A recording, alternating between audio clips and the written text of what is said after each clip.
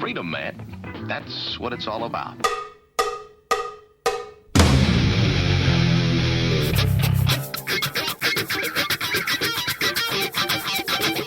You've got to groove on freedom, like the good book says.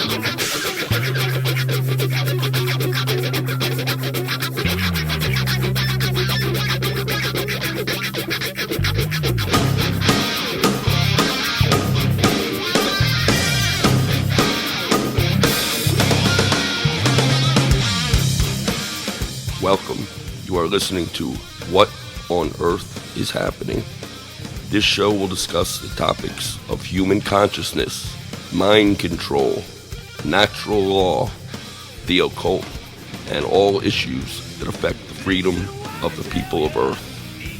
What on Earth is Happening will endeavor to shine light upon the darkness of our world and to offer empowering solutions to the problems we face as humanity approaches its critical moment of choice. And now, here is your host, Mark Passio.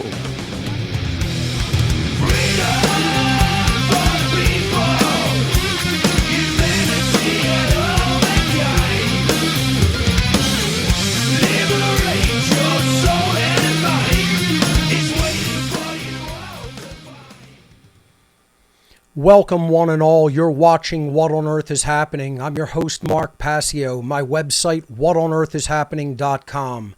Ladies and gentlemen, government is slavery. And here on What on Earth is Happening, we are ending slavery one mind at a time. Thank you for tuning in today. We have a great show lined up for you. Today is Sunday, April 3rd, 2022. This is episode number 249 of What on Earth is Happening. We're rapidly approaching our 250th show here. And as always, What on Earth is Happening is a show dealing with cumulative information. That means that if you are a new viewer to the What on Earth is Happening broadcast, you should not be starting from here. You should go back to show number 1 in my podcast archive at whatonearthishappening.com, and you should listen and watch this podcast series in order at your own pace without skipping around, starting from number 1, because this is a tapestry of information that you need the prerequisite material in earlier broadcasts to understand what we're talking about this laid out into the series. So I'm going to continue to give that caveat constantly here on the broadcast. I want to take care of a few housekeeping announcements and actually show you a couple of things on my website as well today, since enrollment has opened for the 2022 How to Become the True Media Technology Seminar. So let's jump over to my laptop.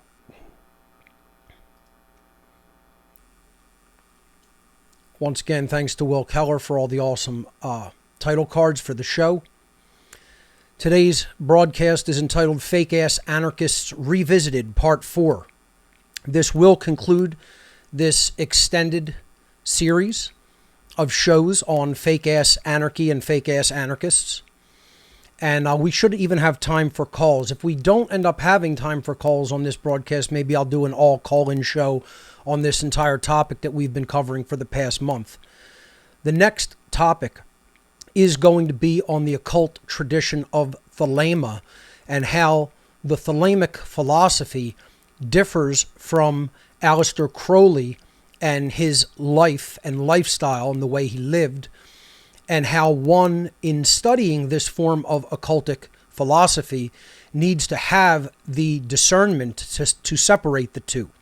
So we'll be talking we will be talking about Crowley a lot when we talk about Thelema, of course, since he popularized it.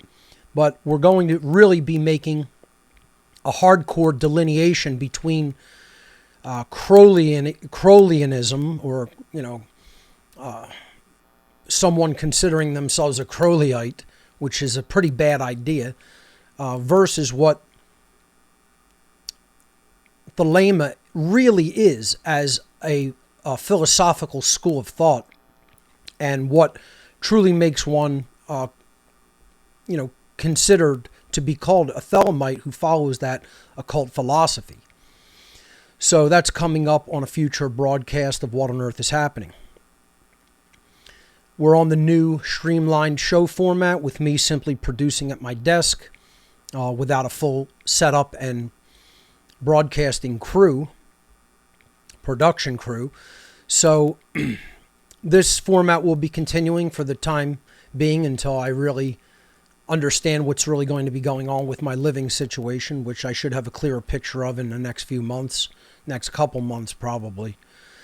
And we're on a 6-month on, 6-month off schedule from January through June. In the second half of the year, I will, of course, be teaching the How to Become the True Media seminar. So we'll be live here every Sunday, 3 to 6 p.m. from January through June. The How to Become the True Media 2022 seminar, enrollment has opened. Enrollment is open. It started on April 1st at midnight, and enrollment will continue until we either hit the number of maximum enrollees that I'm going to allow in the course this year, so that it does not become too unwieldy and too impersonal. And we'll stop enrollment either at that point or at midnight on 11:59 p.m. on July 4th. So you really have until midnight July 5th. But I'm wording that as enrollment continues through the day of July 4th, the whole day of the 4th of July. One could still electronically enroll in How to Become the True Media. How to Become the True Media is an intensive 23-week technology skill-sharing seminar hosted by myself. We're going to be doing this on the Telegram platform this year, which we've tested out, and it looks pretty technologically up to par for something of this type. And it'll be taking place every Monday evening this year from 8 p.m. to 11 p.m. 3-hour class instruction. We start 1 hour early to give people time to show up. And then we continue on for another couple to 3 hours after official class instruction ends at 11 p.m. to give people a time to discuss what was covered in the seminar and other technology discussion topics informally after the official class instruction is complete each Monday. So there is a total of 23 class sessions. As I said before, there is limited seminar space, and enrollment closes on the 4th of July. If you are going to enroll by check or money order, which are two options that I have additionally allowed this year, in addition to the donation methods that I normally take on gifts, my gifts area of my website, then you must get your check or money order to me by July 1st. I will not be accepting enrollments unless via check or money order, unless they are received before or actually by the 1st of July 2022. So keep that in mind if you intend to enroll via check or money order. For more information about all of the topics that the seminar will include, you can visit the seminar's website at howtobecomthetruemedia.com. Now, I'm going to pause here for a moment, and I want to go over to my web browser for a moment. So let me just get that set up briefly here. And I want to try to make it clear, absolutely clear to people, what forms of donation I accept and how the website is set up. I think this is important to do briefly before continuing. So let me load up the gifts website momentarily here and go back to my laptop. I'll load this full screen, and let's even go full screen with the browser. Sorry. There we go. So this is gifts.whatonearthishappening.com, my gifts area. Now, you could, of course, get to this by clicking on in my main website. Let me mute this. By clicking on in the main website here, you can just hit gifts right there. And then you have to agree that you have one of these donation methods set up.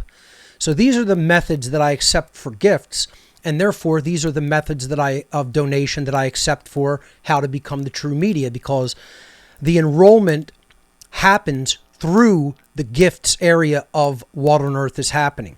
So you must have to enroll in how to become the true media. Cash either one of these, either Cash App, GPay, Wise, and one of these 5 cryptocurrencies, Bitcoin, Bitcoin Cash, Litecoin, Ethereum, or Dash. You must have at least one of them. So you have to agree here, yes, I have access to one of the following donation methods: Cash App, GPay, Wise, Bitcoin, Bitcoin Cash, Litecoin, Ethereum, or Dash. If you do, you click this link and then it takes you to gifts. Okay. Now you'll see I created a category both here on the front page that you can click, and that will then show you the item in the gifts basket for how to become the true media. If you click that, then you get the description of the class. This is the entire description of the class, how it works essentially. And if you want to enroll, all you do is hit add to basket here. Now I'll do that again in one moment. I want to show you another way of reaching this. And again, this is a simple, shopping cart, gift basket, however you want to word it. But it does work differently than other gift baskets online, because I don't accept credit cards directly. If you set up a credit or debit card through one of those other types of electronic accounts, such as Cash App, GPay, or Wise, then you could pay with that method indirectly. But I don't accept credit or debit cards, obviously, directly, because What on Earth is Happening is not a business.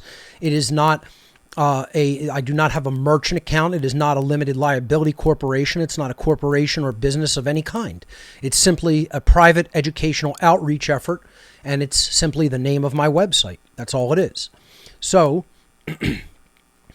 we are obviously taking donations, in return for which you give a private donation to attend the seminar, in return for which you receive a private link to attend the seminar. It's a private invite, okay? That's how this works.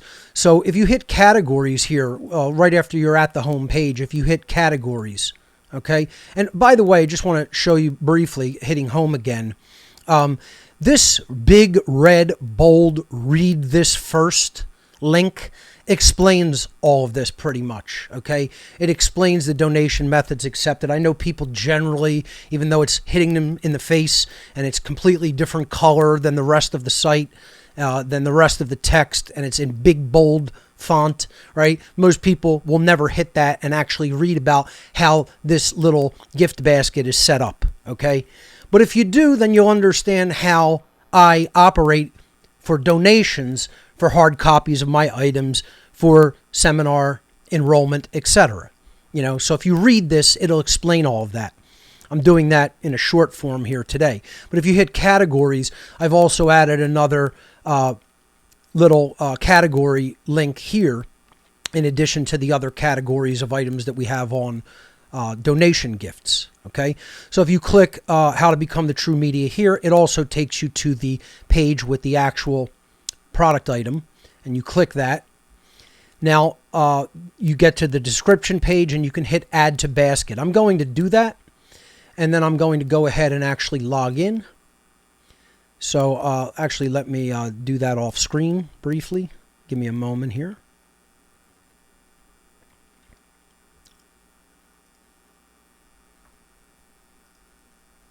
Click the wrong button there. Let's go back here while I log in.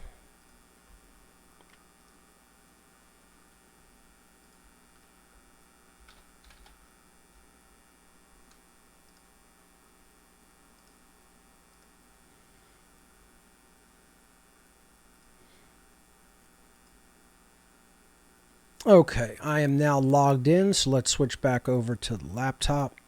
And I'll put this in full screen mode again.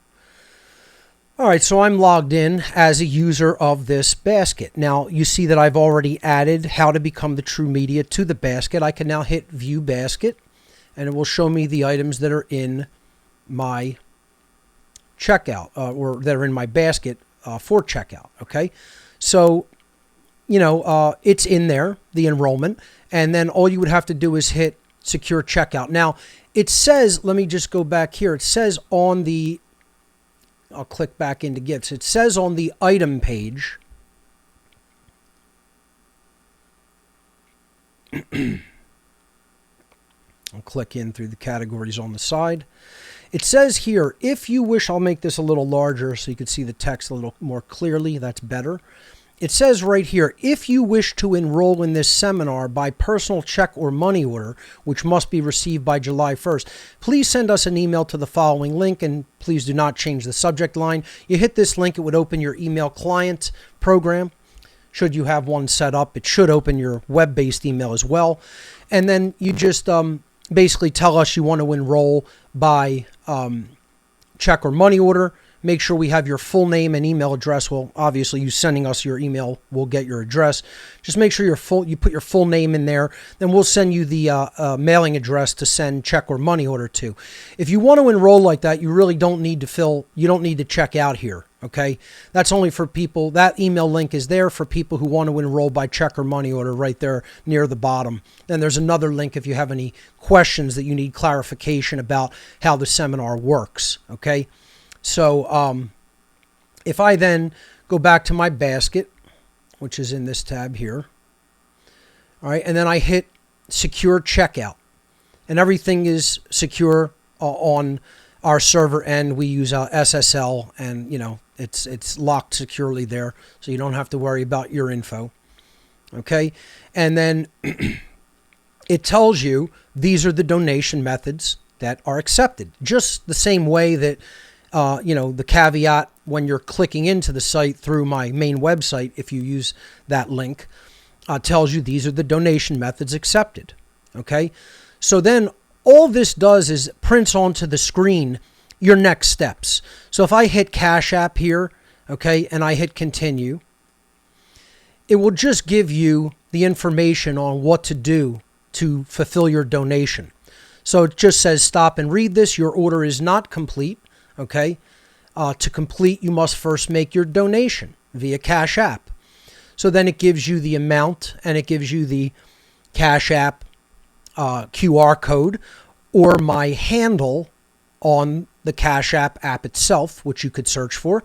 And then you would send the donation amount, and that would be it. You don't have to do anything other than then interact with Cash App. It would be the same with GPay. It would be the same with Wise.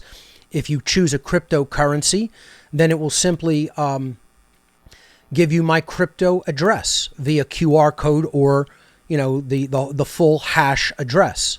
Then you make your donation, and then we will accept you into enrollment. That's it. It's that simple. People have a lot of problems with this process, unfortunately, almost entirely due to the fact that they do not read the caveats. And I'll put it on the How to Become the True Media website. Okay, it probably should have already been put there. It's sort of an oversight on my part, but I will put that we only accept donations via those methods. We accept Cash App, GPay, Wise, Bitcoin, Bitcoin Cash, Litecoin, Ethereum, Dash, personal check, personal money order. That's 10 methods of donation. 10 private donation methods are accepted for enrollment in How to Become the True Media 2022. I do not have PayPal. I have been banned unrightfully from the PayPal platform. I do not have Patreon. I have been banned unrightfully from Patreon. I cannot accept Subscribestar because of the taxation collection of data and reporting that they do, that I have not been given assurance by them, unfortunately, that they will not report whatever is sent to me via a private donation. Therefore, I cannot accept those methods. The methods right now that I am capable of accepting, which will also probably dwindle and decline as government puts more and more unlawful restrictions on what people may earn, I will probably have to go at some point to only accepting cryptocurrency. So let's utilize and probably personal check and money order. So let's utilize these donation methods while I still have them, because more likely than not, it will not be long before other donation methods are unrightfully and immorally removed from me and others who are speaking out and telling the truth about what is going on in this world. And these trash psychopathic Nazis and trash psychopathic communist clowns who control these internet-based monetary organizations are censoring people like the rotten trash totalitarians that they are. But it's okay, because the creator of the universe sees your actions, trash. And you'll be held accountable in this life or when you pass on from this life. You thinking that you're not is just your childish, atheistic hubris, loser. Okay? That's what people like that are. Talking about the people who run things like PayPal and Patreon and other garbage, trash vermin like that. And I'm just going to call you out the way you are. You're totalitarian vermin. So, that being said, enrollment, is open. You can click in through How to Become the True Media's website. It'll take you right to the item page for enrollment. And I'm just saying, folks, let's not overcomplicate it and make a lot of extra work for us who are trying to get people enrolled, right? And just make it a simple process for them. Just read the caveats. Okay, I'll add it to the How to Become the True Media site as well, right? Maybe I even put on the homepage of What on Earth is Happening. Okay, thank you to Will for making this great poster for me. Okay, we have a poster about the open enrollment. You can click that to get through to the enrollment page. It's very simple. We've made it very simple for people, actually. Okay, so I'm just asking people, don't overcomplicate it. Just understand before you try to enroll what donation methods I accept, why I can only accept these donation methods. Don't ask for other donation methods. I think 10 is unbelievably eclectic. It's a generous amount of options that we offer. It's not like we only have one way of donating. And you could always write a check or go get a money order with cash anywhere. At a grocery store, at a pharmacy, at a bank. It doesn't matter where you get it, okay? So, there's always that mail-in option. So there's really no excuse to say, I have no way of getting a donation to you. You have 10 ways of getting a private donation to us. Utilize one of them. Yes, it may not be one that is immediately convenient for you because you can't enter your credit card number. I'm not a merchant account. I don't do commerce. I don't have a business. I don't have an LLC. I don't have a merchant account. I'm never going to have one. I'm not entering that world. Okay? That should be clearly understood. I don't take part in that world. Okay? So, this is a private event. It's not just anybody can come. You make a donation to me, to my effort, to my educational outreach effort, which is private. And then I will send you a private link to join the seminar. That is how enrollment works for How to Become the True Media 2022. That's how it's going to work on into the future. Okay? So you enroll with donation gifts. Please be aware of what we accept and what we don't accept. You can find that out by hitting the big, in-your-face, screaming link there. Read this first before doing anything else. Read this page in its entirety first. It explains this isn't an online store. We're not a business. It's not even an organization. Okay? This is not an organization. It's just Mark Passio, and What on Earth is Happening is the name of my website. That's all this is. Okay? There's nothing for sale or purchase. This is a donation page. Okay? I'm not engaged in selling anything or making or doing commerce because it's not a business. So you are giving a private donation to me personally. Okay? And then I'm inviting you to take part in my private seminar. that I am hosting privately, not open to the public in the traditional sense that a seminar is open to the public. You receive a private donation link to attend in return for your private donation toward my efforts of my educational outreach, my personal and private educational outreach effort called What on Earth is Happening. So it explains, this is how the gift basket works. This is how the shipping rates work, depending on where you're at in the world. Okay. How to check out. These are the accepted donation methods: Cash App, GPay, Wise, Bitcoin Cash, Litecoin, Ethereum, and Dash. If you don't have those, you have to get one in order to do anything on donation gifts. Okay. And that's pretty much it. Check and money order is just a specific exception for how to become the true media. So we don't accept check or money order on gifts for other items because it makes it too difficult to control inventory that way. And so that is only reserved for a digital item such as enrollment in how to become the true media. Okay? So keep that in mind. And once again, I just ask that users of gifts attempting to enroll understand these things and simply don't overcomplicate them. It's not that difficult, ladies and gentlemen. It's not that hard. Don't make it harder for yourself than it is. And enrollment will go very smoothly for you, as it has for the majority of the people who have already enrolled. And we've already gotten quite a nice amount of enrollments for the first couple of days. Enrollment only started 2 days ago. I'm very impressed with, people enrolling already. But, just like I said, as a caveat, don't overcomplicate it. Read the README page or the how to use page. That's all this one is, how to use right here, right? Takes you to the same place, okay? That's all you have to click. And try to make an effort to understand what I do here at What on Earth is Happening without a merchant account. I don't play the taxation game. I don't play the game of opening merchant accounts. I don't accept credit cards or debit cards, therefore. Okay? Everyone should already know that if they know anything about my work. But some people don't really listen to these broadcasts. They just click in through the website. They don't really pay attention. And then they screw things up, and then they wonder why it ended up being something difficult for them, when all you had to do was either listen to me, I explain it, I even took you through the process just now, okay? Or just read the README page, the how to use this gift basket page. That's it. That's all there is to it. So I just wanted to let people know about that before continuing.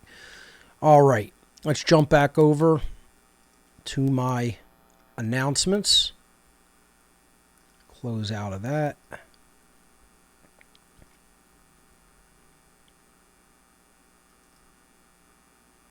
Okay. So, for more information, visit howtobecomethitruemedia.com. I think this seminar this year is going to be awesome. I'm really looking forward to teaching it and taking people through it. The people who have already attended the seminar have said that they've gotten so much out of it. And there's already people within the first couple of years who are active content creators on One Great Work Network just because they've taken this seminar. It's not just because it's, one of the contributing factors. Obviously, what they learned and what they know within themselves about the truth got them onto the network because they're out there courageously speaking that truth and doing a damn good job of it. But it's also because of the technical skill sets that they learned in the How to Become the True Media seminars of the past couple of years. So the people on the One Great Work Network personally should be a shining example and an inspiration to other people of what is possible if you put your mind to it and take something like the How to Become the True Media seminar. You will see that you will absolutely get more than your money's worth from it. I've never heard anybody complain about the value that they've received from the seminar. Everyone seems to be very pleased with the knowledge that was communicated. And then many people have gone even much further in putting that knowledge into practice in the world, up through even being onboarded onto the One Great Work Network themselves. So, let's continue. I'm still running a t-shirt clearance special on my gifts area of my website. All t-shirts are between 40 and 50% off. So long sleeve t-shirts are slightly over 40% off, and short sleeve t-shirts are over 50% off. I'm running out of shirts rapidly. I think this is probably going to go on for the next couple weeks, maybe, if that. And then shirts are going to be gone, and I'll be placing a new shirt order. So if you want to get shirts at the lowest prices that we've ever made them available, promotional items for your donation, you can visit gifts.whatonearthishappening.com and take advantage of this t-shirt clearance special that we're running. Of course, the One Great Work Network is active and running strong. You can visit the website to check out all the great content creators at onegreatworknetwork.com. We now have 60 content creators on the network, and they are doing a magnificent job of putting the word out in their own unique way. And we will be onboarding even more people. I am definitely onboarding at least one, perhaps two more people this coming week. So look forward to even more content creators coming at you on the One Great Work Network at onegreatworknetwork.com. The What on Earth is Happening IPFS project is a tech project to have users from all over the world host my personal content that I've delivered over the last many years here on What on Earth is Happening, since I started this educational outreach effort back in 2007, to put that on the internet in an uncensorable way through the IPFS peer-to-peer network and protocol. IPFS stands for Interplanetary File System. They call it part of Web 3.0, or what is known as the permanent web. The main restriction and requirement for taking part in the IPFS project is you must have an internet connection in your home where the server, or the node as they call it, will be set up, that has an internet connection of 200 megabits per second or greater in the upstream or upload direction. This is because you will be running a node or a server for the files, and it requires a lot of bandwidth in the upstream direction. So if you don't have that, then do not request participation in this project. If you do, you can fill out the form at the IPFS link at What on Earth is Happening on the main menu, and you can download the PDF document that has all of the preliminary requirements and tech requirements for participating in our IPFS project. So if you're interested in that effort, please visit whatonearthishappening.com/IPFS for more information. Again, today I will be completing Fake Ass Anarchists Revisited, Part 4. And those slides that round out that presentation will be coming at you momentarily. We will probably have time for your calls through Discord. If we don't have a lot of time, then I'll do a whole call-in show next week. But to call into the show via Discord, visit whatonearthishappening.com/Discord, or you can hit the show link on What on Earth is Happening, where you can watch the show live, and then just click the connect button in the Discord widget below the show player. There are two ways of entering the What on Earth is Happening Discord call-in room. So hopefully your calls coming at us in this show later on in this broadcast, if not next week. The ARC 2.0 version is a 2 terabyte storage device, whether a regular hard drive or solid state drive, that you send to me, and I ship back to you filled with some of the greatest research material that I have collected since I've been online. The ARC drive consists of over 26,000 audio files, over 9,500 books, and over 3,400 video files. It's from my own personal archive of research and data, gathered, the best material gathered and given to you. So if you're interested in taking me up on the ARC offer, visit whatonearthishappening.com/ARC, or just click the ARC link on the main website. You will then be able to fill in the form and get the PDF document with shipping instructions. And yes, the shipping instructions are kind of rigid, and that is for protecting your property and for essentially having respect for and honoring my time to do this, because I run a pretty, decently large, what I would call medium scale, but for one person with a couple of helpers that aren't really technical helpers. They help with ancillary things. Some of them are a little bit technically inclined, but pretty much it's me doing all the tech work here. So the shipping instructions are the way that they are because I have to run it in sort of a factory fashion. Okay, I can't have ARCs building up in here and have a million different, customized things with each one. So be aware of that, and again, just respect the instructions and follow them, and there'll be no problems. People send ARCs here every single week, and for the majority of them, because they follow the directions, there's no issues. Some people, unfortunately, do not follow the directions properly, and then problems happen, and they don't get their ARCs back on time, and sometimes if they really screw it up, they don't get the data, and I don't want to see that happen, okay? So just take it seriously, and everything will go really smoothly. It's that simple.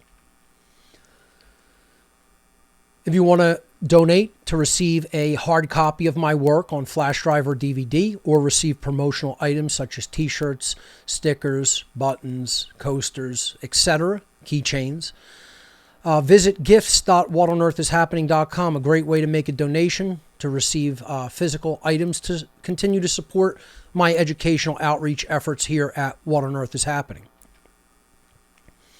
If you prefer instead to make a straight donation to help support the What on Earth is Happening cause, visit whatonearthishappening.com/donate. Again, 10 or more ways of donating. It's actually, I think, 11 ways of donating. All the methods that we accept in gifts. Plus, you could donate technical supplies through our Amazon wish list. That way you know exactly what the donation is getting us and what it's going to be used for. Right now we have nothing there because people have been very, very generous and supported all the requests for technology that we have put out there. And I thank everyone who did that from the bottom of my heart. It's been very generous of people to help us out technologically like that. So thank you, and I hope to see those types of generous efforts continued in the future by our generous supporters here. That's all the housekeeping announcements I have, so let me switch back over to my other presentation quickly.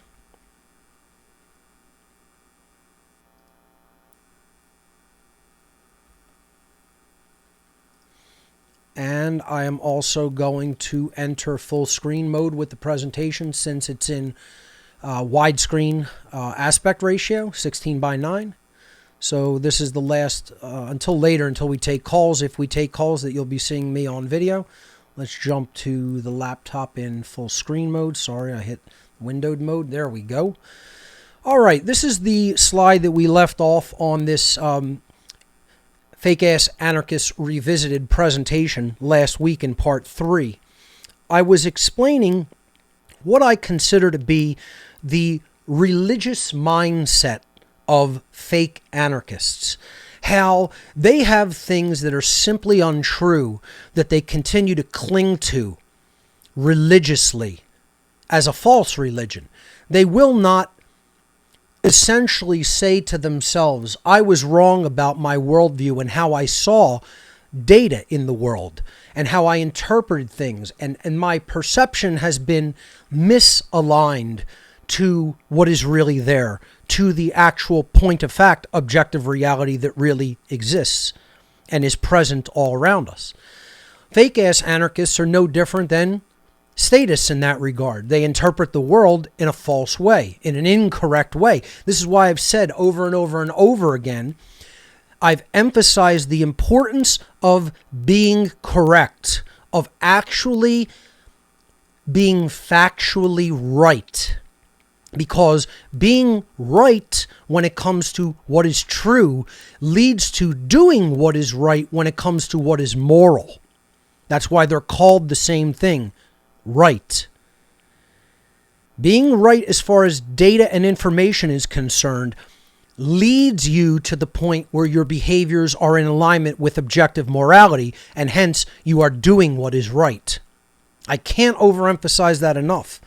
This is why people who unfortunately have skewed and distorted ways of perceiving the world often do not behave morally, because they've gotten very critical foundational information incorrect, because they did not use the trivium process. They just listened to another dope and dupe when it comes to what is true about behavior and morality and many other things in the world that leads to immoral behavior.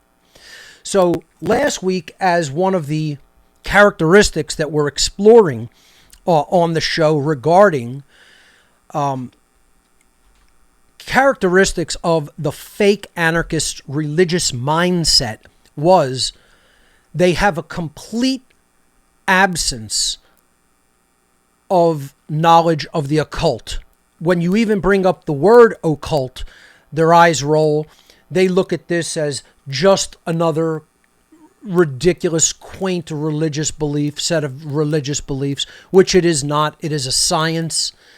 It is a body of scientific knowledge that is being held back from humanity in order to create a power differential. When you create a knowledge differential in the world by hiding how true sciences work, then you are easily able to dupe people and create a power differential in the world where your class of occultists hold that knowledge and information, and then they are keeping it secret to themselves so that they keep acquiring more and more knowledge and keep converting that knowledge into more and more power, thus creating a power differential between themselves and people who remain ignorant of those true but hidden sciences.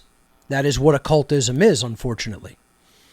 That's why I consider myself a de-occultist. I am taking that information out from the realm of being hidden and putting it out there for people to understand in an egalitarian way, so that the playing field gets leveled and this type of manipulation of information and translated to a power differential cannot continue to happen in our world.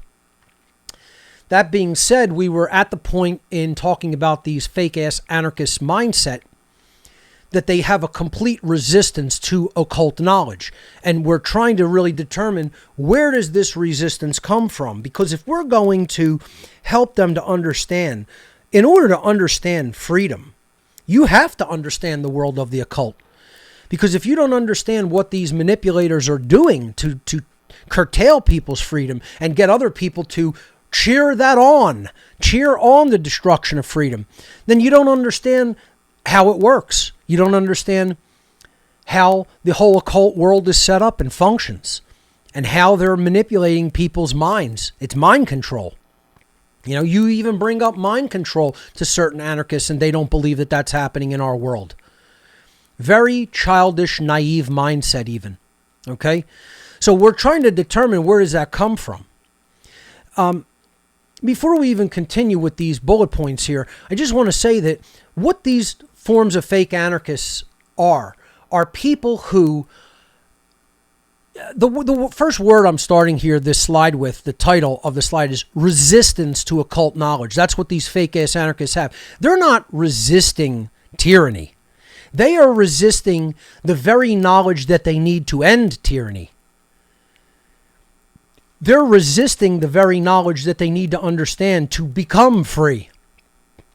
So they're not in any resistance against power, because if they were in resistance against power, they would be in resistance against the occultists who are in power behind all of the ostensible institutions of power in our world, like banking, government, medicine, education, media, etc., and on down the line. But they're not in real resistance against any of that stuff, because they refuse to acknowledge and come to a place of understanding regarding who really runs those systems behind the scenes. They'll have you have conspiracy theorists talking about all these other ridiculous notions. It's the Jews, it's the Jesuits, it's the Catholics, it's the Freemasons, and on they want to blame one group as a scapegoat. When in fact, it's an eclectic variety of people from all walks of life, all backgrounds, all so-called ethnicities, all ostensible religions and ostensible politics, all coming together behind the scenes, running all that other shit like the puppet shows that they are. And they're working together behind those corridors of power to manipulate all of it. Because they're master manipulators, they're master psychologists, they're master strategists, they're master occultists, and most dumb dolts in this world know nothing about how they operate at all. And they're sitting there laughing at you, pissing their fucking pants every single damn day that people are so naive and stupid that they can't see how they do what they do. And then they just want to say, it's just the bankers. It's just the politicians. It's just the military-industrial complex. People who want to blame it on one group of people or just look at it from a 3D worldly perspective and not from a very deep psychological perspective, and then even going beyond that, a deep spiritual perspective, are total fucking fools and dupes. And you're not doing the world any service by continuing that dumbass mindset. And you're not doing the world any service by staying that fucking naive like a little dumb fucking naive child. Because that's what people who think that way are.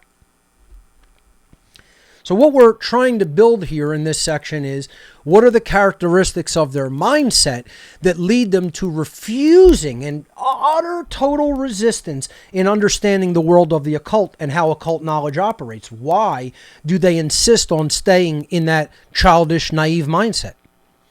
What got them there was a prevalence of atheism and scientific materialism in their mindset, more likely than not programmed into them as a child, and they could never undo that programming because they're stubborn fools, and because maybe they've never even encountered the knowledge that can undo that programming. And then I would just say that's willful. They're not looking for it because it's out there. They want to stay in their religious belief system. Look, folks, I've had people actually come to me, and let me tell you something. I just want to say this publicly. I may stretch this into a fifth week because I'm going to go off on some tangents about personal anecdotal experiences in my life. That's why this is an extended format, okay? Because I'm not just going to read the slides. I'm going to tell you about things regarding what's in the slides that I've encountered personally in life. And without mentioning names, there's people who want to attack my work on natural law. There's people who, that they're atheists. You know that they're just total pure materialism dupes. That they're butthurt because I'm attacking their bullshit materialism religion, right? That there is no such thing as consciousness or spirit. Everything's just dead matter. The dead matter formed from a nothing point in the distant past and suddenly created everything that we see with perfect law and harmony in the universe, not in the human psyche. But, and it was all a cosmic accident. The universe just farted that out somehow, and it just all organized into the magnificence of organization that we see. Yeah, it's just a grand cosmic accident. I get how dumb, stupid, idiotic, imbecile religionists think. And yes, that's ad hominem. Yet the ad hominem is true because all of those things are correct. Again, when everybody attacks the ad hominem attack, you got to make sure that the ad hominem is false. You see? You got to get that right as well, right? An ad hominem attack can be true or false. I've explained that in past weeks. Everybody wants to go, that's an ad hominem. An ad hominem fallacy is when you're making an attack against an individual because you want to try to say that they are wrong only because you're making that ad hominem. No, I'm making an ad hominem anyway and calling them dumb fucking imbeciles because it's true. It isn't the reason that they didn't get the information right, but it still happens to be true. So the ad hominem is perfectly valid, okay? Try to understand that. I know it's a little bit sophisticated, but if you apply it and really think about it, you'll understand what I'm saying, Okay? Maybe go back to the recording and listen to it a few times. All right? So there are people who will attack my work on grounds that they don't accept natural law exists. They don't accept that there's a higher power than man. Like I said, the universe just farted itself into existence, and we magically have all the order, beauty, creation that we have all around us. And that's their religion. They're entitled to being a fucking moron, but that's their religion, right? So they want to attack me because I have said many, many, many times over that disqualifies you from being a true anarchist. There is no such thing as an atheist anarchist. Does not exist, cannot exist, never will exist, because a true anarchist understands natural law. A true anarchist understands where natural law comes from, why it's in the universe, and how to align their personal behavior to it, and understands that their rights do not come from man, but come from the creator of the universe. Any true anarchist knows that information. They possess that knowledge. So when dumbass children who are pure fucking scientism dupes and have believed the dumbass atheist scientists out there who are really behind the scenes deep occultists. They are absolutely occultists in deep political think tanks, scientific think tanks, and organizations, eugenics operations, occult orders, and fraternal brotherhoods all over the world. That's where these alleged scientists come from to put their worldview out into the world to make people slaves. They know what they're doing, and they know that people are going to latch onto it because they had some kind of trauma regarding religion, right? And I don't really give a shit what your traumas are regarding religion. You can throw religion down the fucking toilet for all I care. I've been trying to tell people since day one, it's the only problem that we have here on earth is religion that holds people back from the truth. I don't have a religion, but I'm also not a scientism dumb, naive, childish dupe that is bought into the atheism religion. Atheism is just as much of a religion as scientism is. And I know that's complicated for people who think unidimensionally to understand, okay? But it's true.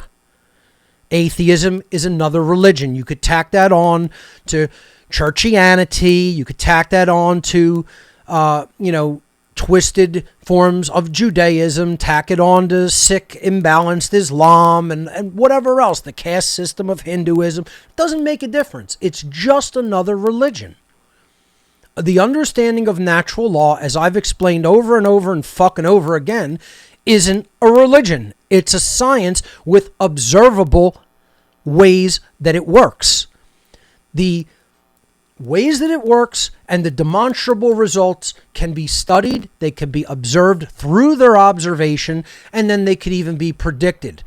That is actually the real scientific methodology. Unfortunately, people who call themselves scientists here want to only work within the materialistic confines of so-called science, which isn't true science. It's scientism funded by government grant money, which we've talked about. But unfortunately, again, these imbeciles that I'm talking about who want to launch into their nonsensical attacks regarding my work because they're butthurt that I'm calling them fake-ass anarchists will... And, there's probably several hundred of these types of people out there, if not thousands, then want to say, Passio's some kind of a plan to divide people, all this nonsense, right? So believe whatever the fuck you want, dumb dunce. Believe anything you want about your bullshit religion. Stay there for all I care about. It's your karma, but unfortunately, when people become influencers, then they're influencing other people and then damaging people's rights who really do want to achieve true freedom. So it becomes problematic. I don't want them silenced. Say whatever dumb, imbecile shit you want, but then other people should take what they say with a grain of salt and exercise discernment and judgment regarding it to see if their argument holds any water. And in every case, it really does not, because once again, their worldview is ultimately influenced by the real shills that are in the whole human sphere of influence, which ultimately, if you really trace where what they're saying came from, it comes from these globalist and occultic think tanks throughout the world and secret societies and occult brotherhoods. What I want to say in general is, what I just said there is probably about as much attention as I will ever give any of these people. I don't answer them. I pretend they don't exist, because quite honestly, they don't fucking exist, because they don't fucking matter. All they're doing is things that are just pointless. They're not helping anybody, you know. Where it would matter is if enough people actually paid attention and to continue to listen to their nonsense and then start thinking that way and try to influence other people. But honestly, they don't even have that.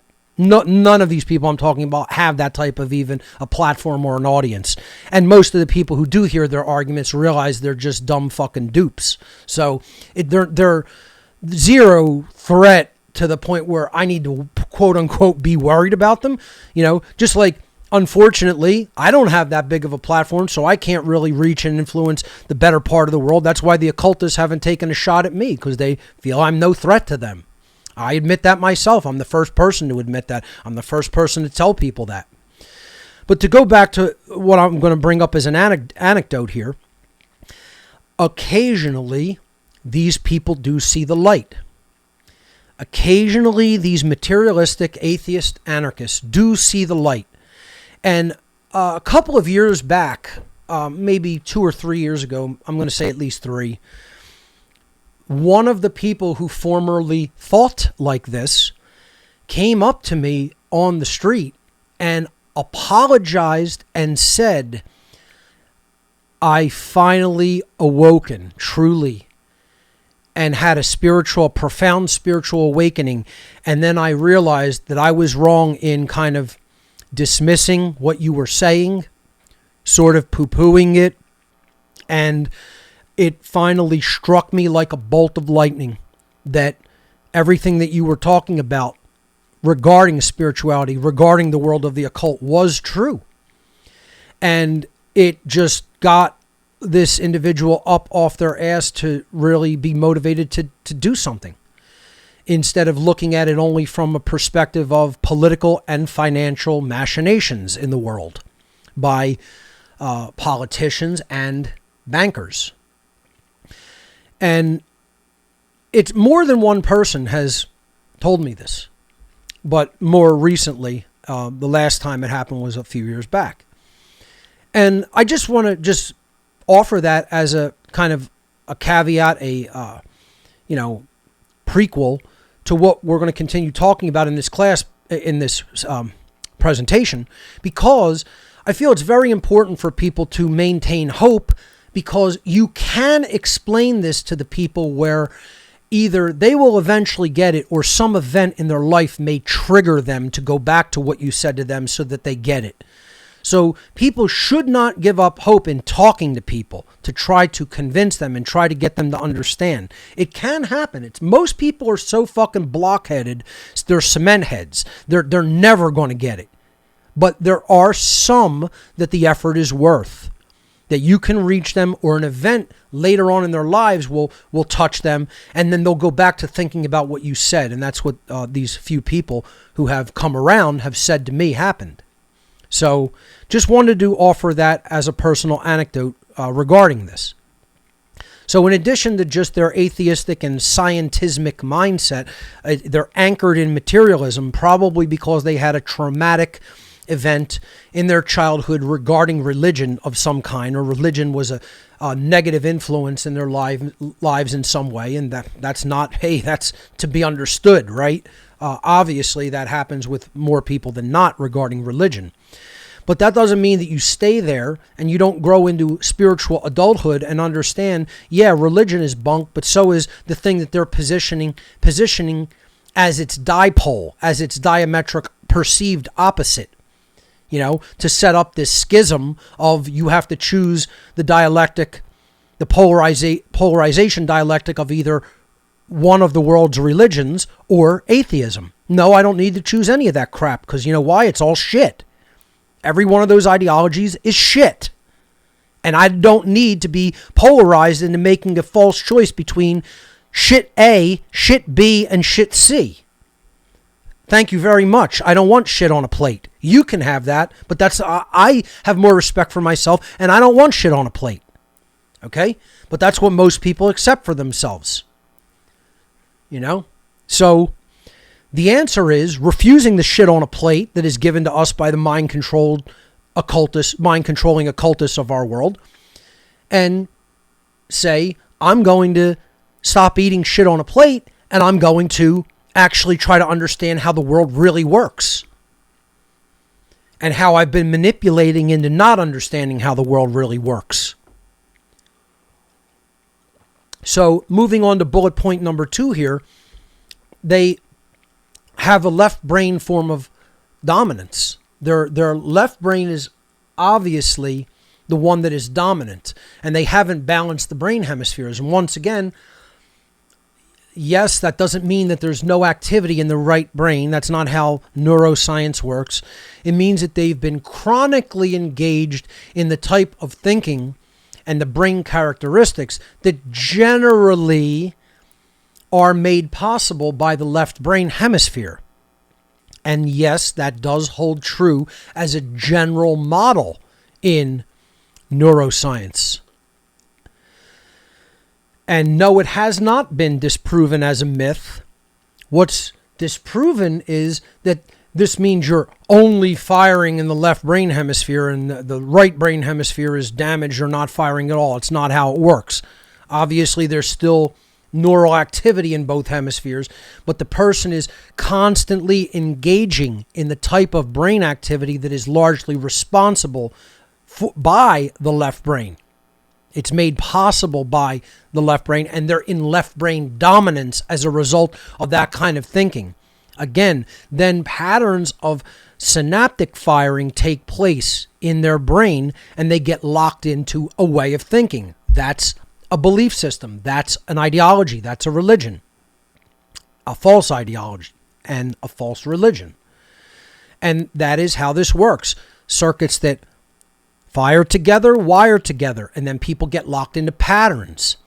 And this is what has happened with the fake-ass anarchist that refuses to understand occultism. That it is a science. That occultic knowledge comprises a science that is being hidden from us. And we talked about that last week. And what knowledge that contains. Knowledge of the psyche, how it can be manipulated. Knowledge of large systems when it comes to humanity and how people generally work. And it also has all of the physical sciences included in it and how they really work from a true perspective, not from a perspective of science as we've been allowed to see it through institutionalized science, funded by governments. So, occult-controlled banker money.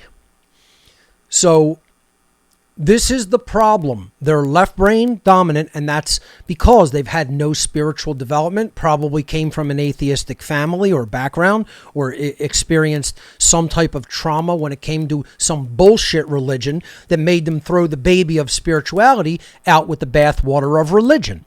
Throw the religion down the drain. Hold on to the true spirituality. Don't throw that baby out with the bathwater. Okay? Consciousness and true spirituality have to be retained, while religion has to be shed as a limiting factor. And this is all a direct result of coming out of the total indoctrination system of outcome-based education that we here in the Western culture laughingly call education. Has nothing to do with real education, which means to lead someone out of darkness and to lead them to truth. We have an indoctrination, outcome-based system set up that is trying to just get people to understand only what they need to be a lifelong dupe and work for the globalists and do their bidding and not have any real power in their lives, not have any true spirituality in their lives, and certainly not create a problem for the globalist occultists who are really running this planet. The third bullet point, they have a deeply entrenched belief that the secular goals of power and money are the only and ultimate desires of the ruling class. As I said, people will say over and over again, what's the point of all of this? They have all the money in the world already. They have all the reins of power. They control all of that. Nobody is really, today, even actively much of a threat to their power and money system. And they still want more and more control. They're not happy that they have 99% and everybody else has 1%. They want it all, but that's not all they want. They're not going to stop there. Even if they get all the resources, you think they will stop there? They want the breaking and total annihilation of the human soul. That is their goal. It's a spiritual goal. It's not just a secular, worldly goal. And these people refuse to acknowledge that because of the horror that is self-contained within that. They don't just want all the money. They don't just want all the resources. They don't just want even all the power politically that stems from that.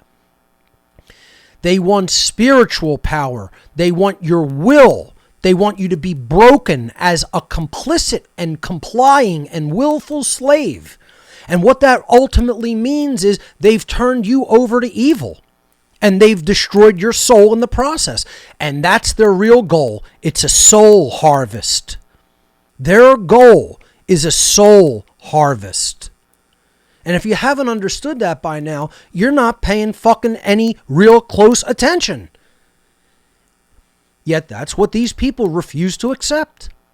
They don't want to acknowledge the horror of what the real occultists and real globalists behind the scenes want. And so they want to stay in this bullshit paradigm that all they want is power and money. They want your fucking soul, child, little boy, little girl. That's what's at stake, whether you believe you have one or not in your idiocracy, okay? Whether you want to accept that exists or not, the occultists know that it does, and they're coming for it. And you're probably going to give it to them without a fight because you're that hard-headed, you're that stubborn, you're that dumb, you're just ignorant, you're just dumb. You're just dumb, son. You're just dumb. You know? Dumb, naive children get played and duped by the real criminals. The real occultic criminals in the world. It's fucking child's play for them. And that's their real goal, whether you accept it or not. The fifth bullet point on this slide is it's connected with the fourth, really. They just don't want to accept that a priest class runs things. They don't want to accept that covert religion is at work in our world and covert religion runs things. See, it's not that hard to figure out, folks. The old religious systems were in a state of decline. So the real rulers of the world, who are deep psychological occult sorcerers, were saying to themselves, these ridiculous religious stories don't work on most people anymore. A few of the really fucking dumb, hardcore assholes still believe in all that bullshit that we fed them thousands of years ago. We crammed down their throat for thousands of years. Ruled them that way mercilessly. Led to the death and destruction of countless untold millions of people. And yet, some of the hardest-headed fucking fools still believe in all that nonsense. But the majority of the world sort of woke up to that, realizes it's such bullshit that it's unfathomable that humanity was that dumb for that long. But they were. And we got to give them a new religion. So let's invent some new religions. What can we invent? We can invent the so-called antithesis of the religious community, right? We'll invent atheism as a religion. We know there's true spirit in the world. We know how that there's spiritual laws operating, but as dark occultists, we got to keep them away from that. So let's invent atheism. That's one new religion they invented. Well, we got to invent government. Well, let's invent that religion. You know, we'll create that religion for them. And most people fervently believe in that one, the religion of authority, because that wasn't hard. It's just like instead of having actual priests rule over you in a cultural religion, dressed in priest robes, we'll just throw them in a 3-piece suit. That's the new priest class that we trot out in front of society in a seen way, in a visible way, and that we'll call them politicians, but it's still feeding into the main religion of authority. All the cultural religions of the ancient world fed into the religion of authority, and now the new religion called government feeds into authority. We can create the religion of the monetary system, but yet these unfortunately are all mechanisms, right? You have atheism, you have government, the belief in authority, the monetary system, etc. And you could talk about a million more fake bullshit religions, the flat earth movement, the Hitler was the good guy movement. We can go on and on with these psyops. All the fake forms of anarchy fit under these false religions and psyops. The dark occult created every one of those fucking religions. Dumb fucks. You dumb fucks. But no, only your religion's untouched. Only your religion is safe. You know what the religion they didn't create? How natural law works, because they don't want anybody they control knowing that. You know what the religion they didn't create? True anarchy. Coming through an understanding of natural law and the refusal to accept any form of worldly authority. Oh, they don't want that. That doesn't help their plans. But go ahead and continue to believe that your bullshit religion that you're latching on means anything except as a system of control implanted into society, injected as a lethal virus for the control system that they are building and have built. But the one religion that people at all costs want to refuse to accept, that is even at work, is the existence of the covert religion of real Satanism. See, even if they buy into Satanism from a selfish perspective as a de facto Satanist, or what I call a mini-me Satanist, they don't want to really, most of these people who buy into all these forms of materialism don't really want to understand that the priest class of the ancient world is still just continuing today as the priest class of the modern world, and it's the covert religion of Satanism, dark occultism, dark Luciferianism, etc. Because, again, that's a horror to them. They don't want to live in that world, so they don't even want to look at the truth of whether that's happening. They want to throw their hands up and say, no, I don't want to hear it, like the imbecile woman in the slide, right? They want to put their fingers in their ears like the little fucking child at the beginning of the presentation, right? They want to pull the covers up over their head like a little child laying in bed that's scared of the monster in the closet, and when he pulls the covers up over his head, the world goes away. There's nothing but the world under the covers in their little fucking bubble. And you can't tell these people, in most cases, in about 90% or greater of the cases, there's no telling these people. They got a head as hard as a fucking block of diamond, and they are not going to listen to reason or facts. They want to believe what they want to believe because they're still in a psychological mindset of a child who doesn't want to accept how the world really works. That's the answer. My answer to them is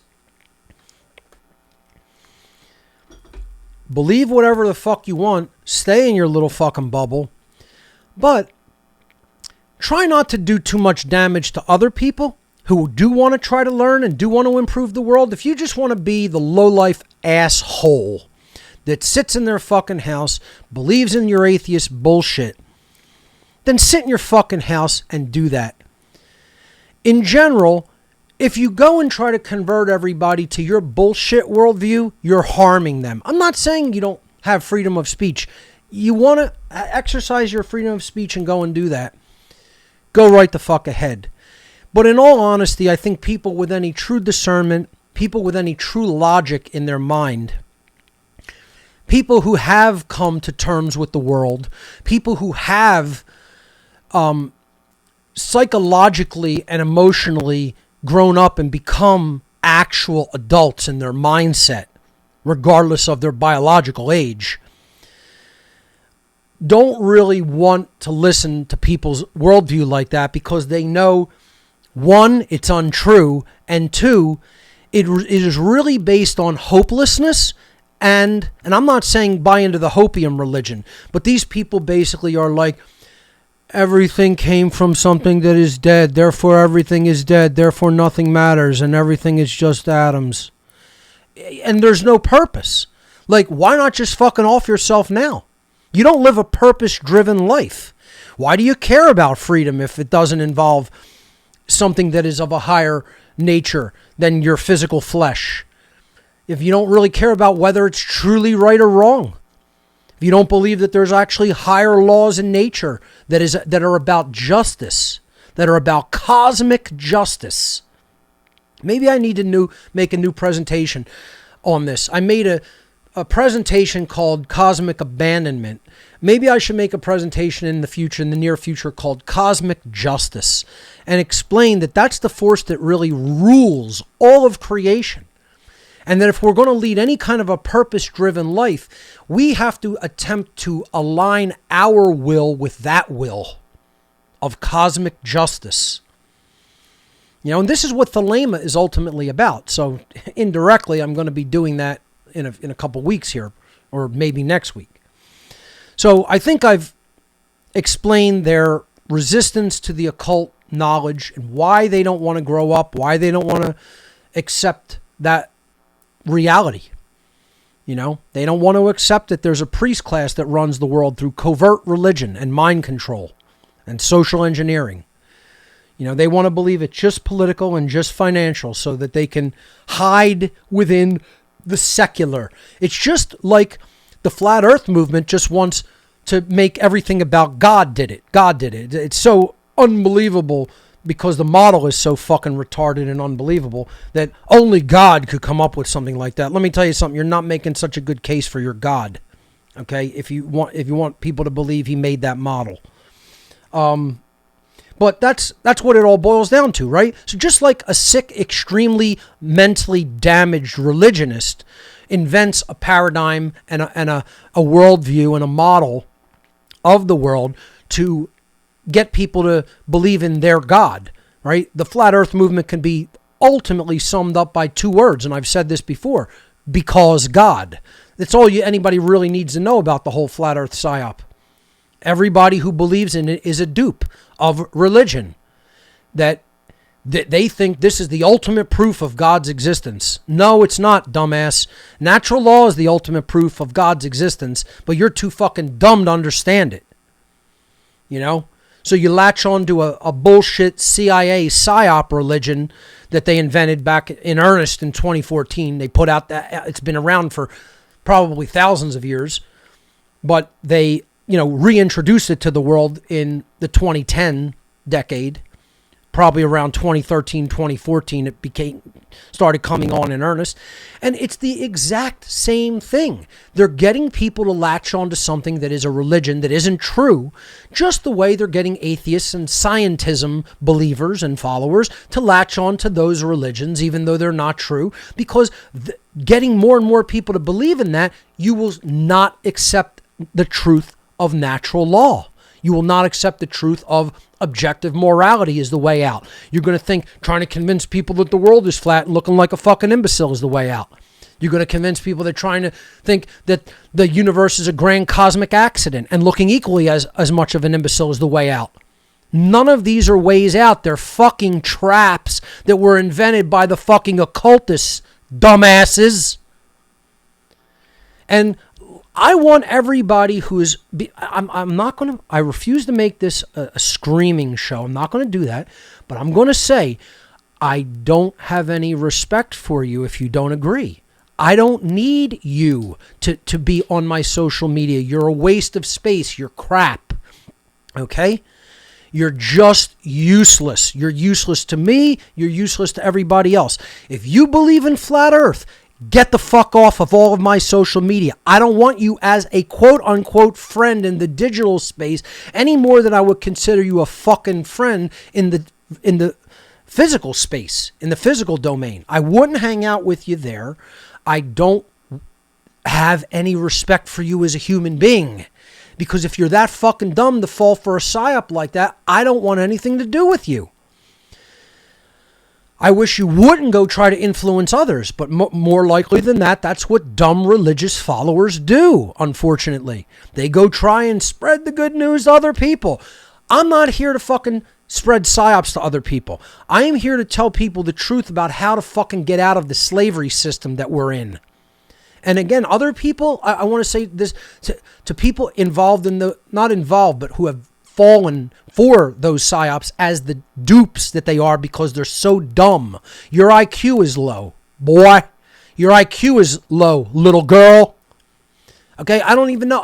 I want to insult you so fucking badly that you don't want to be friends with me on social media. I don't want your fucking friendship. You're not my friend. You're a fucking moron. Do you understand? Get off my social fucking media. Unfriend me. Block me. Even better. You're a fucking moron.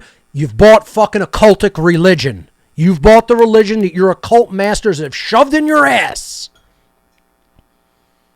Which is where your head's at. That's why they had to go in that way. So let's continue.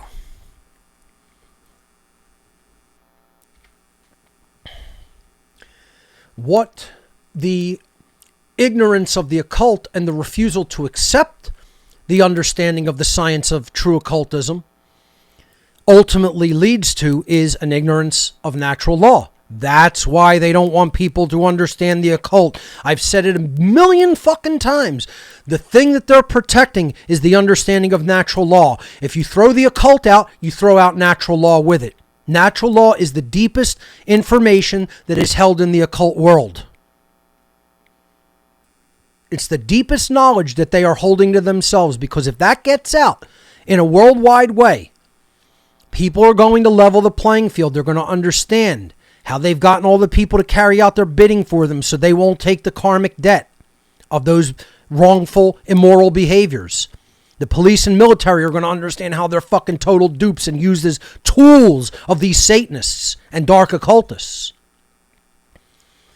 People are going to understand how freedom is truly generated through moral behavior. They're going to understand how slavery is truly generated through immoral behavior and condoning immoral behavior, even if you're not actively engaged in its physical doing yourself. If you condone it, you're part of the process. A continued ignorance of how natural law really works is going to ensure a continuance of slavery, because people will not know how natural law and freedom go forever hand in hand. And that is, in another way of saying, the lack of understanding of the true laws of manifestation. This is the true laws of attraction.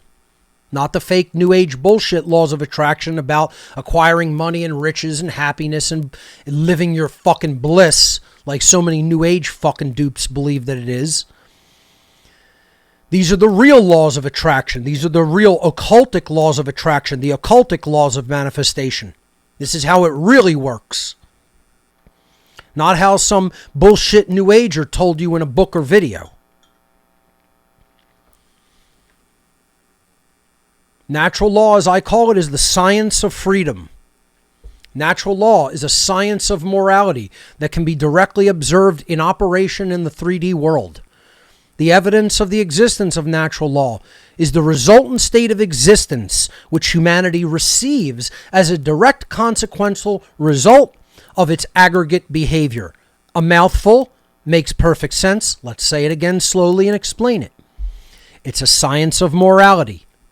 It's not a belief system. It's not a religion. It's deep scientific knowledge of how moral choice leads to your experience in the world. The quality of your moral choices are directly, consequentially related to the result that you get in your experience within the world. It can be directly observed. That's another thing that makes it a science. No belief is required. It is understandable through direct observation over somewhat long periods of time. That's the problem. Humanity is stuck in short-term view. And when something requires a very long view of history to understand how it operates, most people are blind to that dynamic. So we have to understand that natural law is directly observable. We have to just simply do the observation and make those observations and make those track that observation over time in the 3D world so we can see what the pattern is. Most people have never done that and have not made an endeavor of that, made an effort to do that.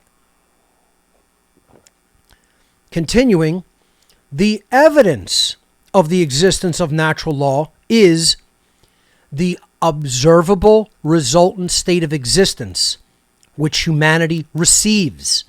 Meaning, we can understand natural law by looking at the observable result of the human condition. How you understand how you got to the human condition is you understand the choices that led to the human condition, the behavioral choices, the moral choices that led to that condition. People made moral choices, and then they exercised behavior in the world, and then the behavior was either moral or immoral in the aggregate, and then natural law provided the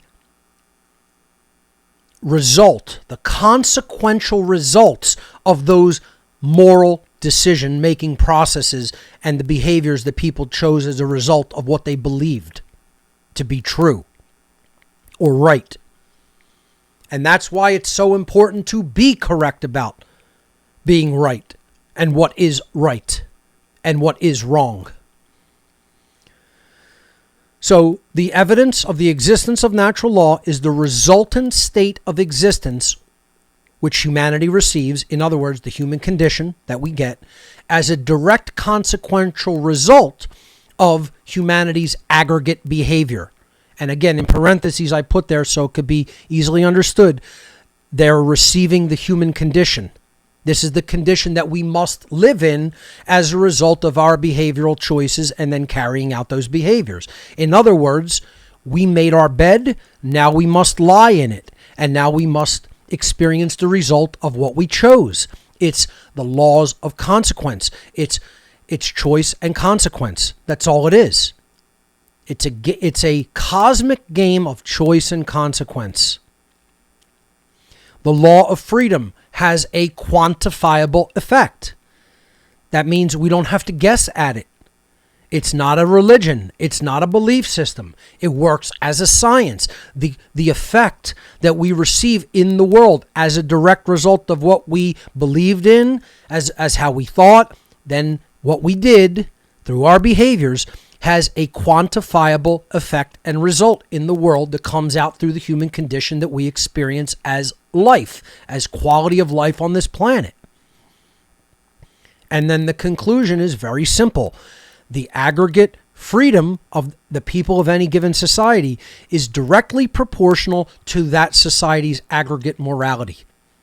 And since we are essentially, for the most part, a global society, we are being given the result, the consequence, karmically, consequentially, in direct proportion to the aggregate moral decision-making and moral behaviors that we have made as a species on this planet at this time. Aggregate freedom is directly proportional to aggregate morality. So there I write the law of freedom scientifically as a very simple mathematical equation. The sum of human freedom is directly proportional to the sum of human morality. That's it. That is a law. That's not a theorem. That's not a theory. That's not speculation. That is a law that is extant in the universe, was put there by creation itself, and will exist for as long as the universe exists. We collectively reap the result of the behavior that we collectively sow. That is the law of attraction, ladies and gentlemen. It is not a belief. It is not a woo-woo fucking imbecile, idiotic, new age bullshit religion. It is a quantifiable science that is discoverable through the trivium method of truth discovery. It exists in nature. It is not a constructural idea of the mind. This is a law of nature that exists in the 3D domain. And yet, most people will refuse to believe it, not believe it. They'll refuse to even try to learn about how it works, to accept its existence, to accept its operation. No belief is required. They refuse to come to a place of knowledge regarding it by studying it, observationally and through testing, which can be done. And I've told people I have done experiments on it in the past to see what the results would be, whether choosing moral behavior would lessen chaotic outcome in personal life, not just in the aggregate. And it does. Absolutely. And then more chaotic behavior comes about when more immoral behaviors are chosen and enacted. Fake-ass anarchists who are atheists and other forms of uneducated individuals who simply will not learn how things really work and want to believe in a bullshit religion that they've chosen for themselves, have no true understanding of the true laws of manifestation at work all around them.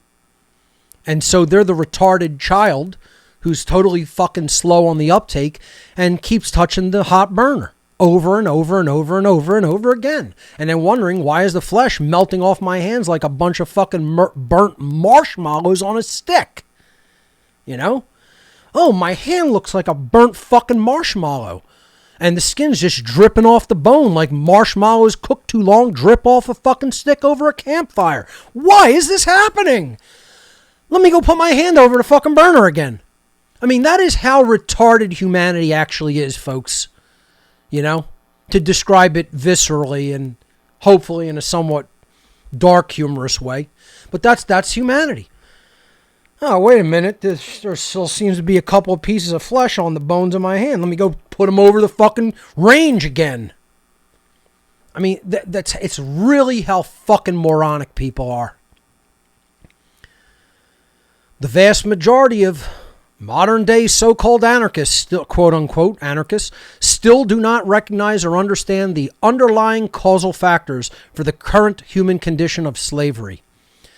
Most modern so-called anarchists pay lip service to freedom without ever becoming aware that the true natural governing dynamics, which actually determine the level of freedom which human society will experience. I'm sorry, they never themselves become aware. They pay lip service to freedom without ever becoming aware of the true natural governing dynamics which actually determine the level of freedom which humanity will experience. Because those are based in cosmic laws, natural law, that they don't accept exist because they don't accept a creator of the universe in most cases. These fake-ass anarchists see the problems that we face only from the level of symptoms. They don't see the causes. They only look at, oh, it's politics. Oh, it's finance. These are symptoms. These are means to an end. They're not causes. It's just like the Merovingian said in The Matrix, you come to me without why. You don't have the causal factors. You don't know what got you here. You come to me without why, and so you've come to me with no power. No power to create change lies in the realm of effects. All power to create change lies in the realm of causality. And most fake-ass anarchists, I should say all fake-ass anarchists, you're not in the causal realm. Dynamically, in your mindset, you exist only in the realm of effects, and therefore you have no power. You have no power to make any change happen in the world because you still haven't understood and you haven't understood the causal dynamics that exist regarding these problems that you're experiencing and saying you don't want. So they're stuck in a time loop. They're stuck in a cyclical circle of non-logic. They see the problems we face from the level of symptoms, but they lack the required knowledge to accurately identify the true causes of those problems, which invariably lie in the aggregate consciousness of the human population. It's not a matter of fixing politics or reforming our system. It's a matter of increasing aggregate consciousness of how things really work when it comes to a moral perspective, from moral foundations. This is a matter of choosing moral behaviors aggregately, and then we will receive the consequential result of human freedom aggregately, meaning in the collective. For those who may not be familiar with the word aggregate, it means collectively. In the aggregate means in the whole of society. You're not measuring it from just an individual perspective. You're looking at the totality of it in all of society. That's what aggregate means. This is the poster child of all fake-ass anarchists, except stretch it out over time and have him do this every half an hour or so. And then he's still screaming and wondering why his hand hurts. That's fake-ass anarchists all over the world. They're the dumb little fucking boy who keeps putting his hand over the hot burner and saying, why am I getting burned over and over again? Because you're a fucking moron. You're fucking retarded. That's the answer. Stop acting like a fucking retarded moron and understand the correct natural governing dynamics at work, which are the causal factors, and then you'll understand something about how the fucking world works, dumbass. Here's another thing fake-ass anarchists don't understand and refuse to understand, that our reality is built upon the trivium. The trivium process is an ancient methodology of truth discovery, which enables individuals to learn how to think. It doesn't teach them what to think, it learns them how to analyze reality. And it's also what creates our reality. Meaning, the reality that we experience, I don't mean it created the realm of matter and its laws. That's not what I mean by that. I mean the reality of the condition that we are experiencing as life on Earth is a direct result of our trivium process. Did we attain knowledge through putting the correct information into our minds? Did we understand that information and know what it means consequentially? And then did we actually then align our behavior to right and willfully choose right behavior over wrong behavior? Therefore, enacting moral behavior, enacting voluntary behavior in society instead of coercive and violent behavior, and not condoning coercive and violent behavior, which all government is.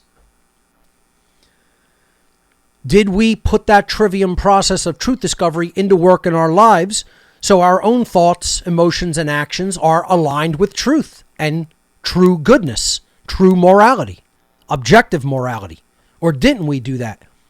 When we do it, we get one result, which is called freedom. When we don't do it, we get another result, which is called chaos and slavery. Do we want order and freedom? Or do we want chaos and slavery? Then you better know how the trivium works. The tools of the trivium help individuals to remove their erroneous belief systems. So this would be, the trivium is a solution to getting out of fake-ass anarchy. Fake-ass anarchists and their beliefs in what they think anarchy is, when it is nothing to do with what they believe it is. The trivium is a tool to remove that religious thinking. It removes erroneous thinking, erroneous so-called logic, erroneous belief systems. You're going to remove the logical fallacies that got you to the wrong answer and therefore got you the wrong condition that you're saying you don't want. You got the result that you say you don't want. That's what we have societally. But people don't want to learn the trivium, how to remove those logical fallacies and come to the correct fucking answer.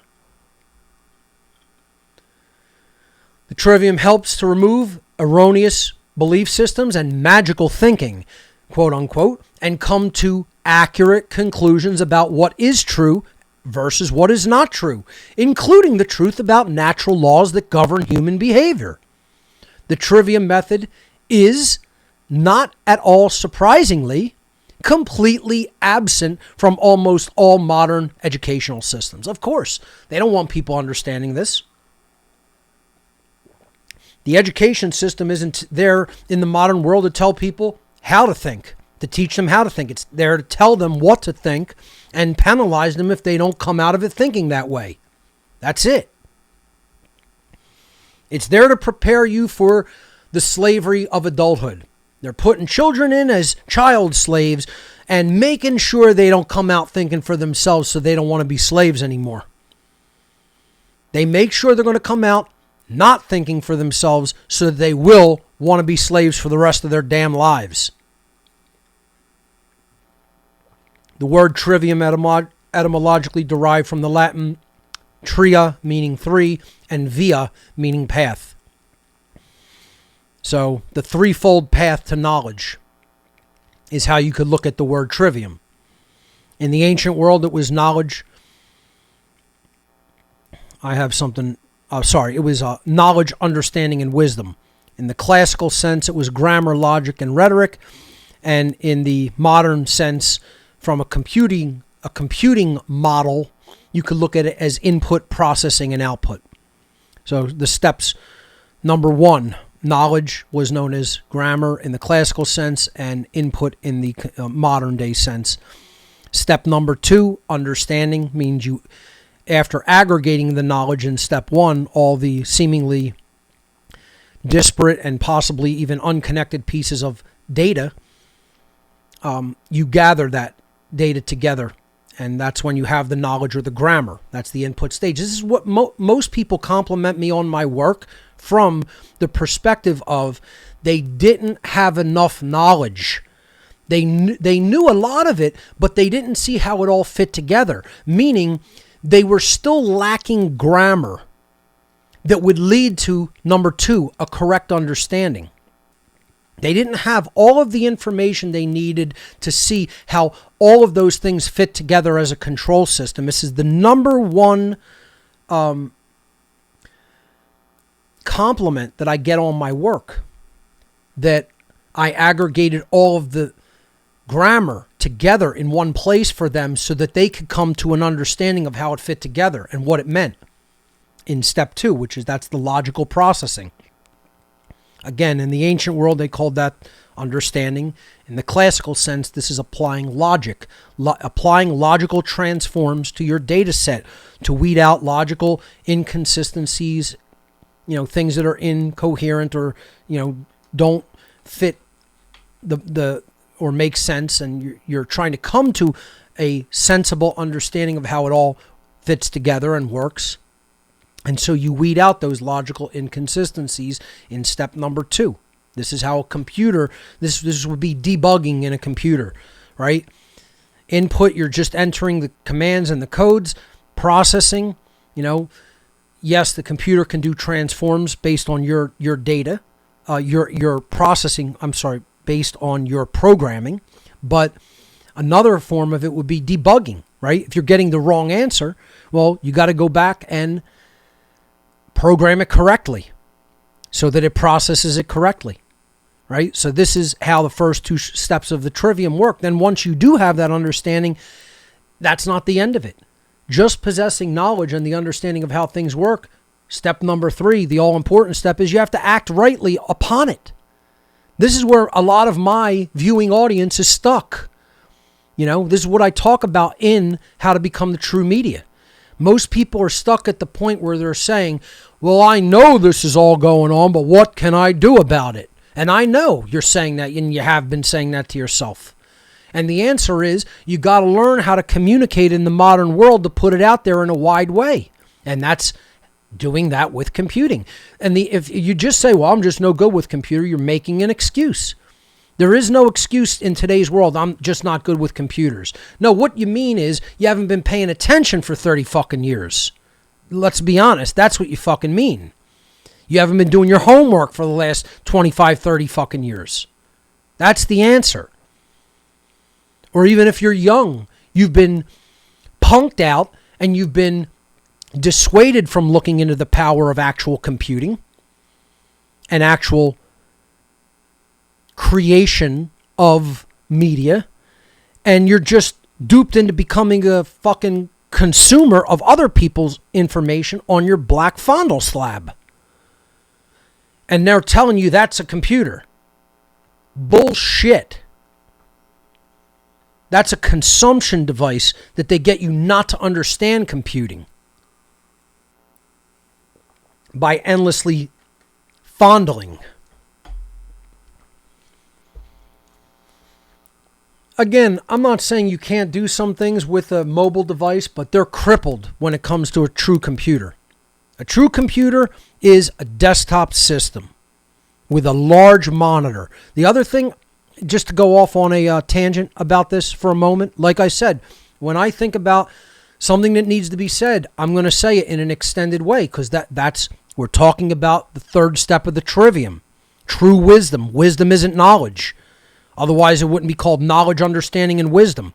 Wisdom has nothing it has to do with what you know, because it's what you do with what you know.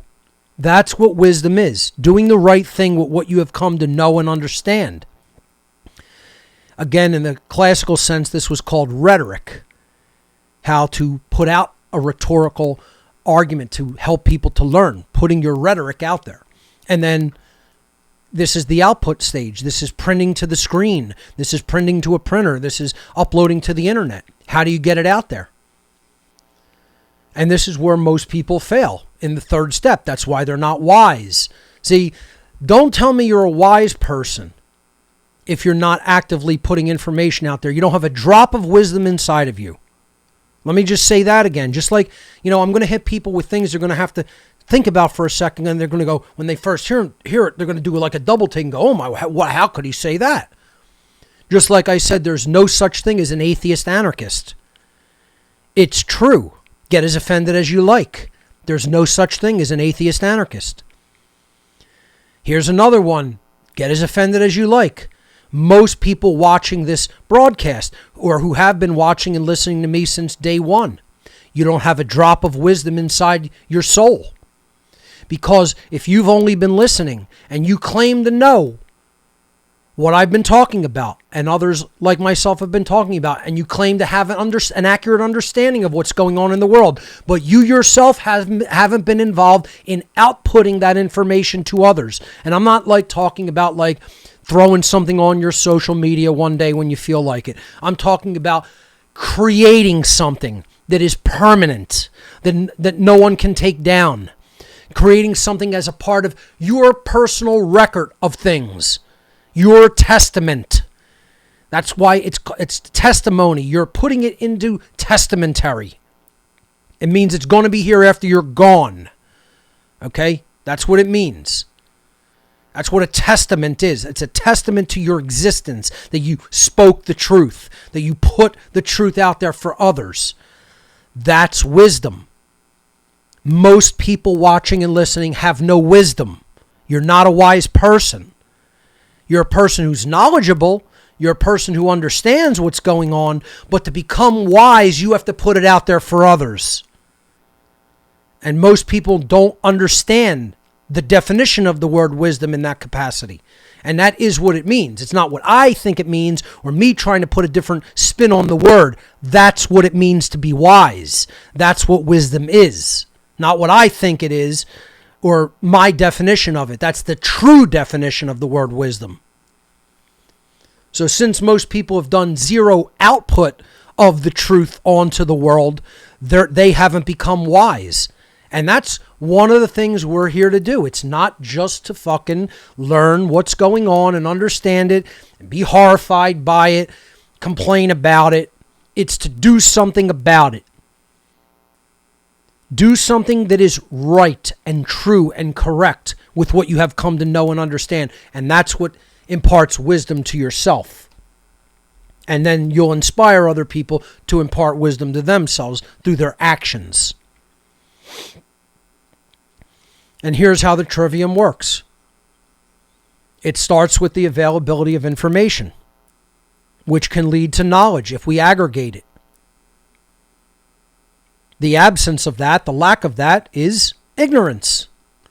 So the first building block of the trivium in the world is, do we have knowledge, or do we have the lack of knowledge, which is called ignorance? Available information. This is the first level, the foundation of the trivium in the world. This constitutes all potential forms of data that may be gathered, processed, understood, and acted upon by individuals. It all starts there. So why do you think the occultists want certain information to remain occulted or hidden? Because if you affect reality at this level, the very foundational building block of available information, you already control it.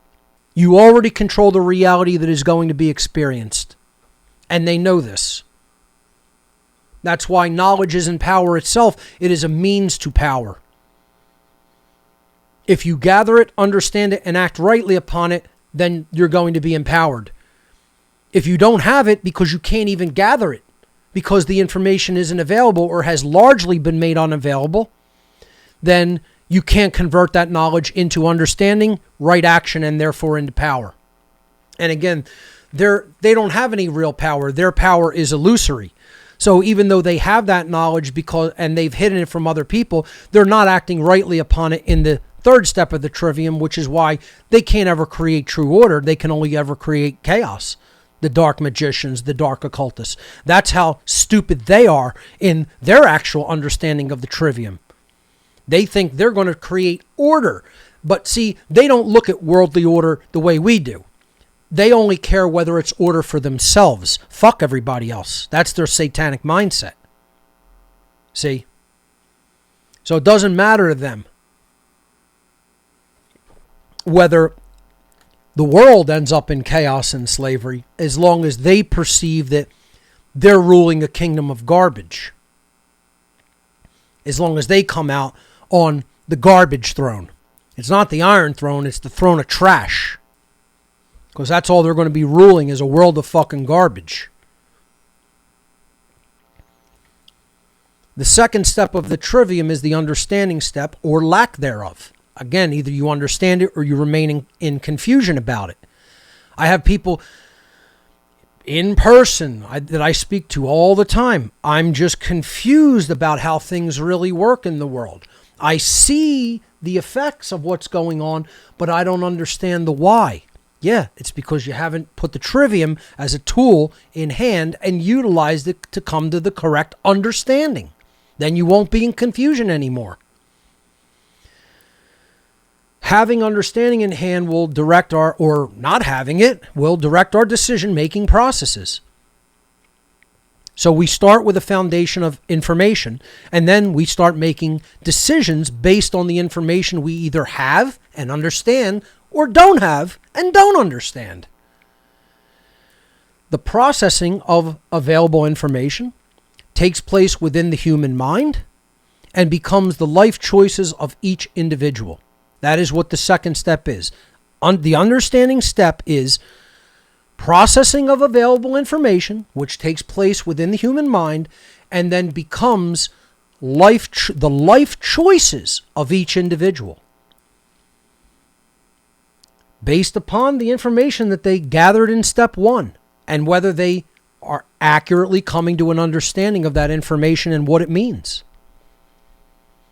But see, how effective are you going to be at step number 2 if you didn't gather the data in step 1? If you don't even have the grammar, you don't even have the parts of the sentences, how are you going to even construct a sentence that even makes sense in step 2? That's how you have to look at this from an, analogy model. So that's step 2. Step 3, like we just talked about, is wisdom, which is right action or lack thereof. Are you engaged in wisdom or folly, which is the opposite of wisdom, which doesn't necessarily mean you're doing something directly malevolent, but it means that the behavior that you're acting is not wise. Folly is the opposite of wisdom in the sense that you're still doing things in the world, but they're not really things that are based in wise judgment. For whatever reason and whatever trauma, however you want to word it or look at it, whatever excuses people give for not teaching people this information and putting this knowledge out into the world in a way that helps to make it common sense for everybody, they're engaging in felonious behavior, folly. or not even felonious, just behavior based in pure folly. It's not wise, okay? Because each individual's behavior is based upon the quality of their decision-making processes in step 2, which those decision-making processes in turn were based upon the quality of their available information in step 1. So somewhere along the line, people who are not really doing the great work came off the rails, came off the track, and they decided, I can't be bothered to do that for whatever reason. I'm too scared. I don't have enough courage. I don't have the time. I have to do other things for myself and my own, and therefore this can't cut into that time. I am not good enough. I'm not smart enough. All these lies we tell ourselves, right? It's one of a few things. It's one of the 4 killers of freedom and consciousness. It's ignorance, which is step 1, right? That's the lack thereof on the knowledge box, ignorance. And some people don't have that one. They are knowledgeable, right? People who have wisdom can still be people who don't necessarily have wisdom can still be knowledgeable, right? So you can make it up to step 1 and be a knowledgeable person, have a lot of knowledge, but still not be wise, right? So ignorance is definitely one of the things that blocks us. That's in step 1, it blocks us, right? So then apathy, you could say that can block you from knowledge, understanding, or wisdom. Not caring, not having the heart, not enough true care to do it. And I would say that is one of the things that really prevents wisdom. Because you could say you care all you want, but if you're not actively doing it, then do you truly care? Or do you truly know? See, so some people would say, philosophically, even the knowledge that they claim to have is an illusion of knowledge if they're not acting rightly upon it.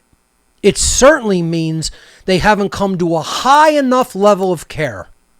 Because to look at the world and realize it's enslaved, realize all the people of the world are enslaved, and definitively knowing that the only way we're going to get out of that slavery is communication of the truth to people, especially when they're young. But to put that information out there in a wide way that it can become accepted as common sense knowledge of how reality works, and to willfully choose to not do that, by definition has to mean that you don't care whether the state of slavery continues. So apathy is definitely one of the things that prevents people from wisdom. Whether they consider themselves an apathetic person or not, it simply means you haven't come to a high enough level of true care. You care, but not enough. You see? And that's one of the things that stops people from actually engaging in action in the world to make the world a better place. They care, but only in the sense that it doesn't lead to discomfort for them. And therefore, can you really care enough about changing the state of human slavery if you say, I'll only do some things as long as it doesn't lead to any discomfort in my life? You know what that is? It's called a cop-out. That's called a cop-out. It's making an excuse for why you're not doing it. The other destroyers of freedom are laziness and inaction. And really what we're talking about here is inaction itself. So clearly they're in that state of inaction. You know, lack of willpower to do that action, right? Not enough courage to do that action. So cowardice is another destroyer. So, of action. So, ignorance, apathy, laziness, inaction, cowardice. They're the 5 things that destroy wisdom. So, if people aren't taking right action based on what they know and have come to understand, can it truly be said that they're knowledgeable?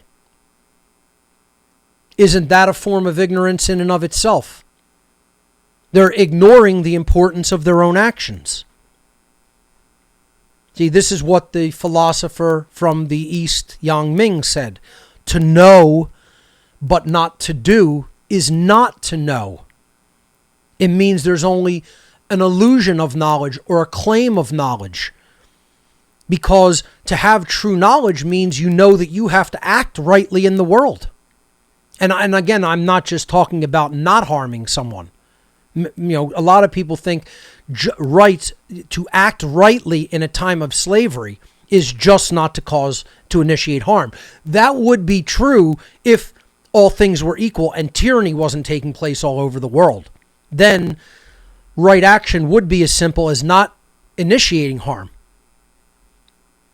not initiating or taking part in harmful behavior.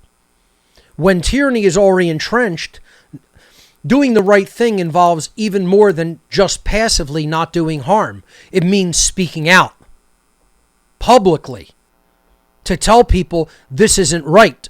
You have no right to do this. This is immoral, and this is the initiation of harm, which you have no right to engage in. When people don't do that, that's when societies truly collapse. It is not a permanent and impossible. It's not a permanent and definitive thing that societies are born and collapse. I watched a documentary which was pretty well done with the graphics and everything. I can't remember who the researcher was, but they kind of like almost imply that this is just a natural cycle and it has to continue this way, where civilizations rise, fall, new ones rise, they fall, etc. It's not true. There is a way to sustain order and prosperity, and that is adherence to natural law. The ultimate solution is behaving rightly. And during a decline of civilization due to immoral practices and corruption, the only way to reverse that is through telling the truth with the voice. The universe is spoken into existence. Ultimately, this is all about what we say. Because saying something through communicating it in whatever form of communication, whether physical voice, writing it down, putting it on video, putting it in some form of audio, putting it in a book, etc. It doesn't matter what form of creative media you use to do it. That is part of right action and wisdom. And that's the only thing that can save a society that is on its death throes from immorality and corruption. But how many people are doing it? How many people are courageously and just setting aside their fear and just doing it, setting aside their discomfort, making the personal sacrifice to do it?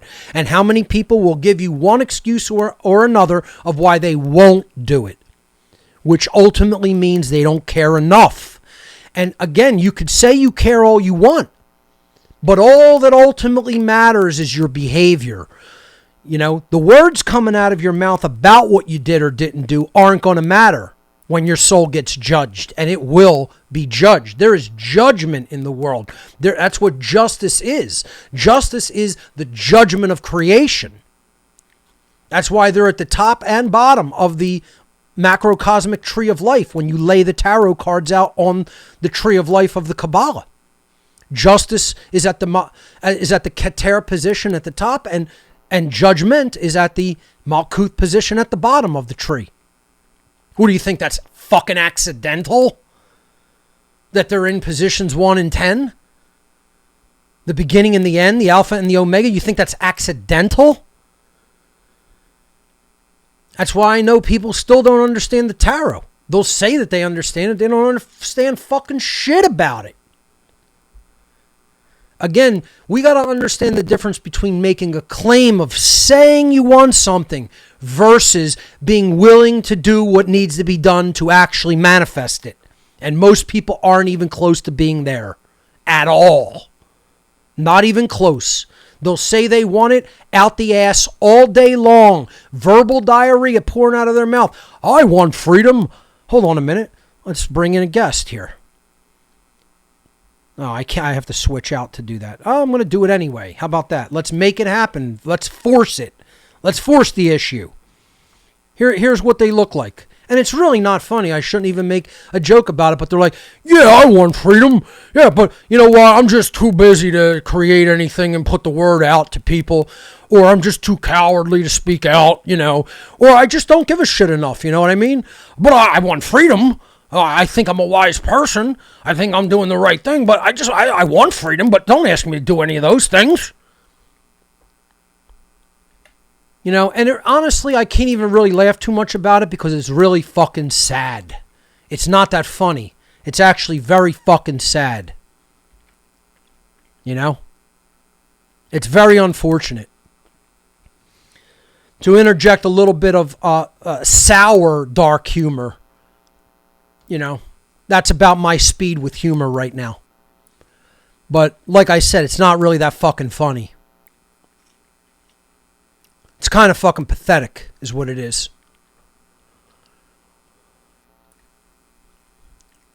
Because ultimately, regardless of however people make excuses for not doing the right thing in life by speaking out in a time of tyranny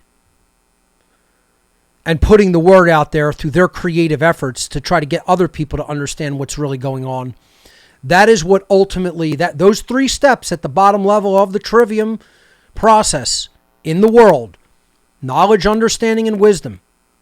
Gathering the information, understanding what it means, putting that out there to others ultimately, is going to create the manifested reality of the human condition that we must then experience as our lives, which I call the generated result or the manifested reality. And this will come in the form of order or chaos. So knowledge at the bottom there, or ignorance. Understanding or confusion. Wisdom or folly. And then the generated result is order or chaos. The quality of the condition which manifests in any given society is directly based upon the aggregate quality of behavior within that society, which is the ultimate law of attraction, which is the law of freedom. Already explained earlier in this part 4 of this presentation. Folks, that's the most important slide in all of my work. I've said this many times. If you do not understand how the trivium functions in your own personal life to understand things, and how it works in all of society to generate the result that we all collectively experience, you don't understand any part of my work. And you certainly don't understand your role in this effort versus, are you involved in it at all, truly? Because you spout some nonsense on fucking Facebook doesn't mean you're involved in it truly. Because you tweet a few things out a week doesn't mean you're involved in it truly.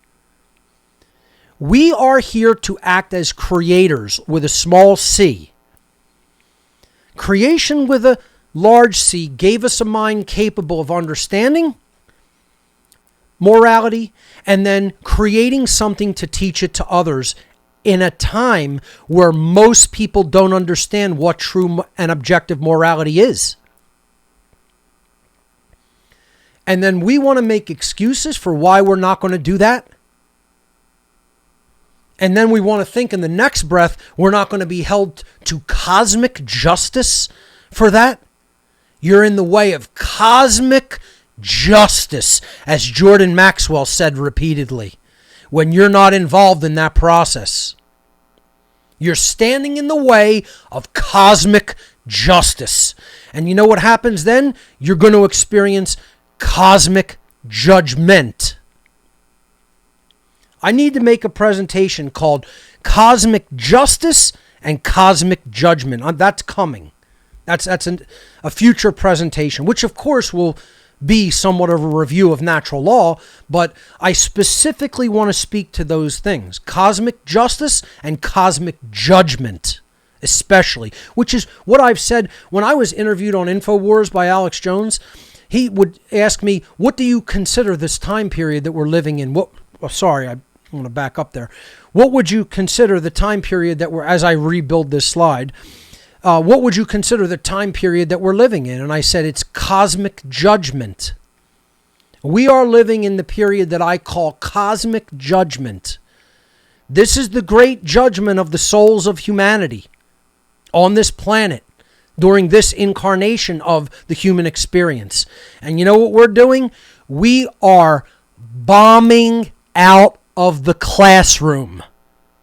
Let me just say that absolutely undisputedly and definitively one more time. Do you know what humanity as the students in the classroom are doing?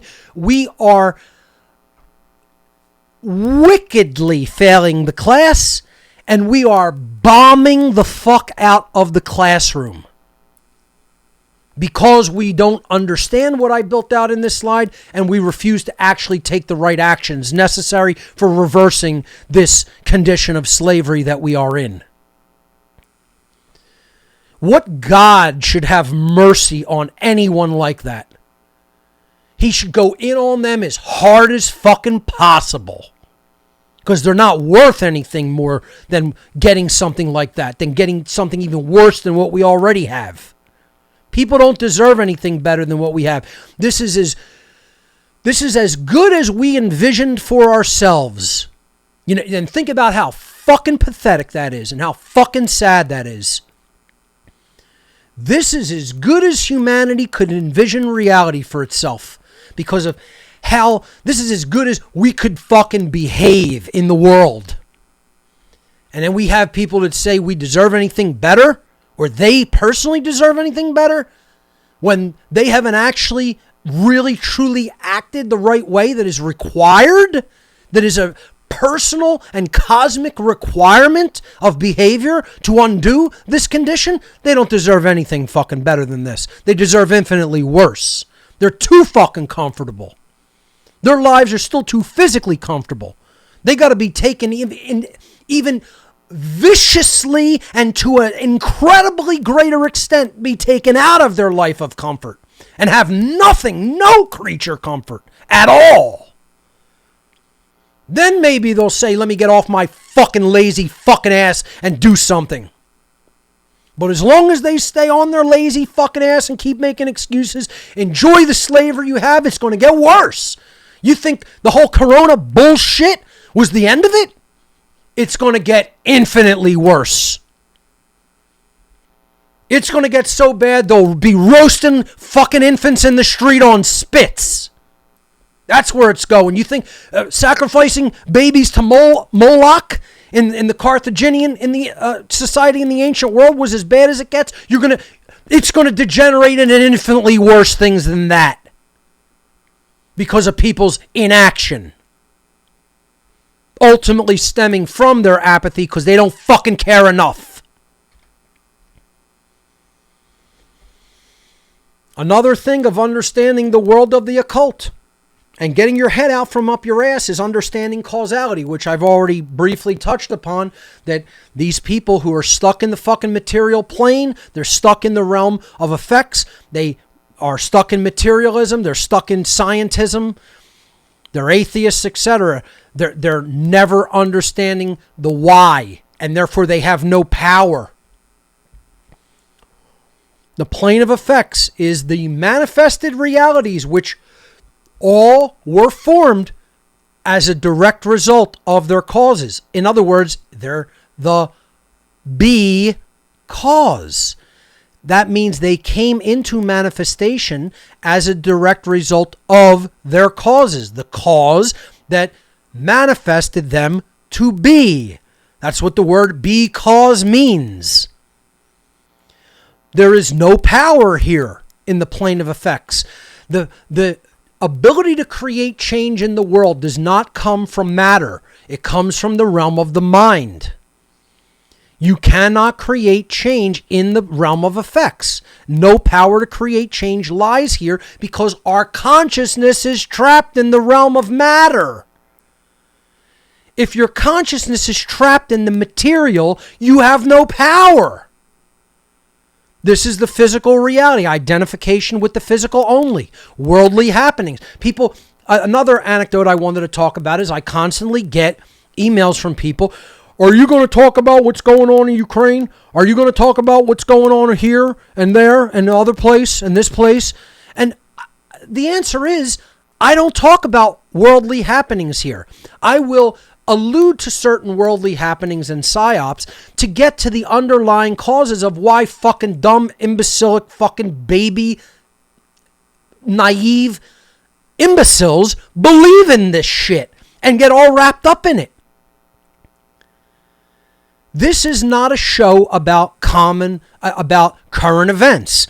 The show is called What on Earth is Happening, not because I talk about current events, because I talk about the underlying causal factors of manifestation that lead to all the negative current events that we are experiencing here on this planet.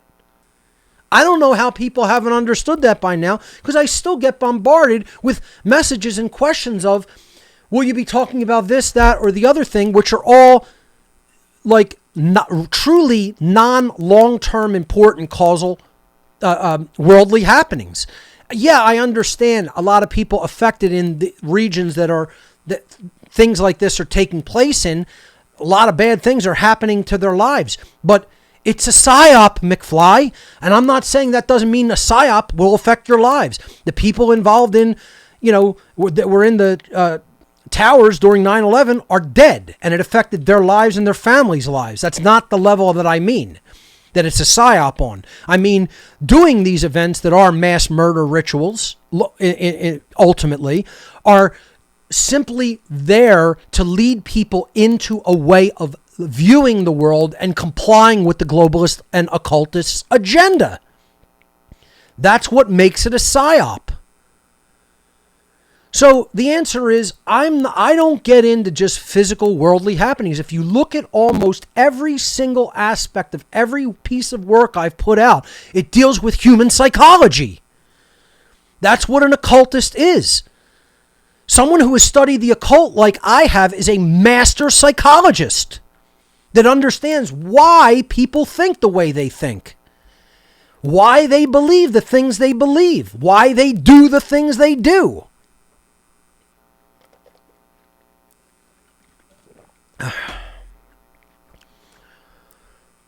And that's the problem. People get focused on the worldly happenings.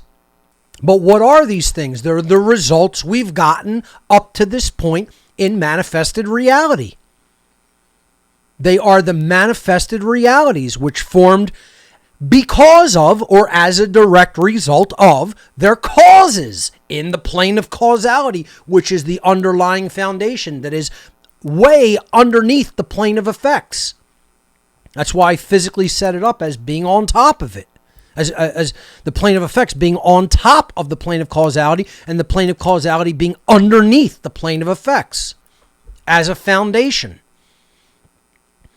The plane of causality, on the other hand, is the why that we talked about, that underlies and precedes all manifestation. All power to effect change lies in the plane of causality. This is where human consciousness must go to get out of slavery. Stop being focused on the physical world, just the 3D worldly happenings, because those are set in stone, because they were generated and they were formed as a result of the why. What people thought, how they behaved. This is our mental and spiritual reality. It's the why of why it happened. It's the cause which causes the results. And that is ultimately behavior. But it's what precedes behavior, right? Once the behavior is done, then the manifested reality gets set in stone as the present moment. The plane of causality is what immediately precedes the behavior through information, through did we understand it or not? Were we knowledgeable or ignorant? Did we understand what it meant? Or did we remain in a state of confusion because we didn't even gather and understand the information we needed to? And then did we act rightly, or did we ignore right action? Did we not engage in right action for whatever excuse we offered? Everybody is affecting our reality based on those relationships, based on those dynamics. So this is the direction that reality manifests in. It starts in the individual mind, and then all of the individuals that comprise the aggregate of society, from the plane of causality of what they think based on the information they have, whether they have actual understanding of how things work or not, and then making behavioral decisions that become their actual behaviors in the physical world, manifest the physical world that we then have to live in and experience. And you know what, folks? I really shouldn't even need to explain this. For most people, this is an aha moment. This is like blowing the top of their head off. But this should be common sense. This is something that every child should understand, let alone adults. And we don't.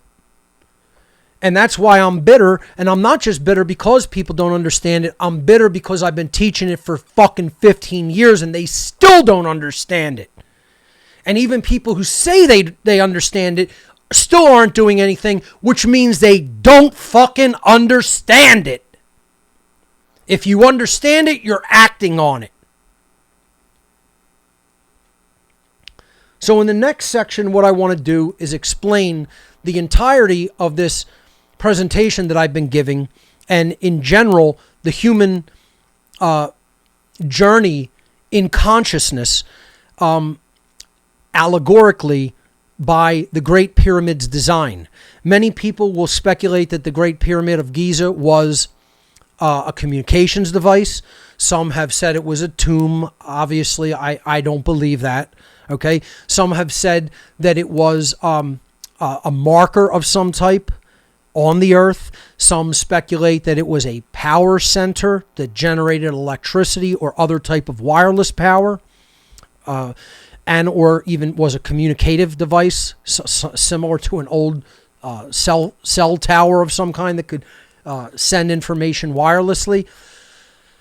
There's many theories for what it is. But another theory is that it was simply something put there by very, very wise people that could have been human, could have been extraterrestrial.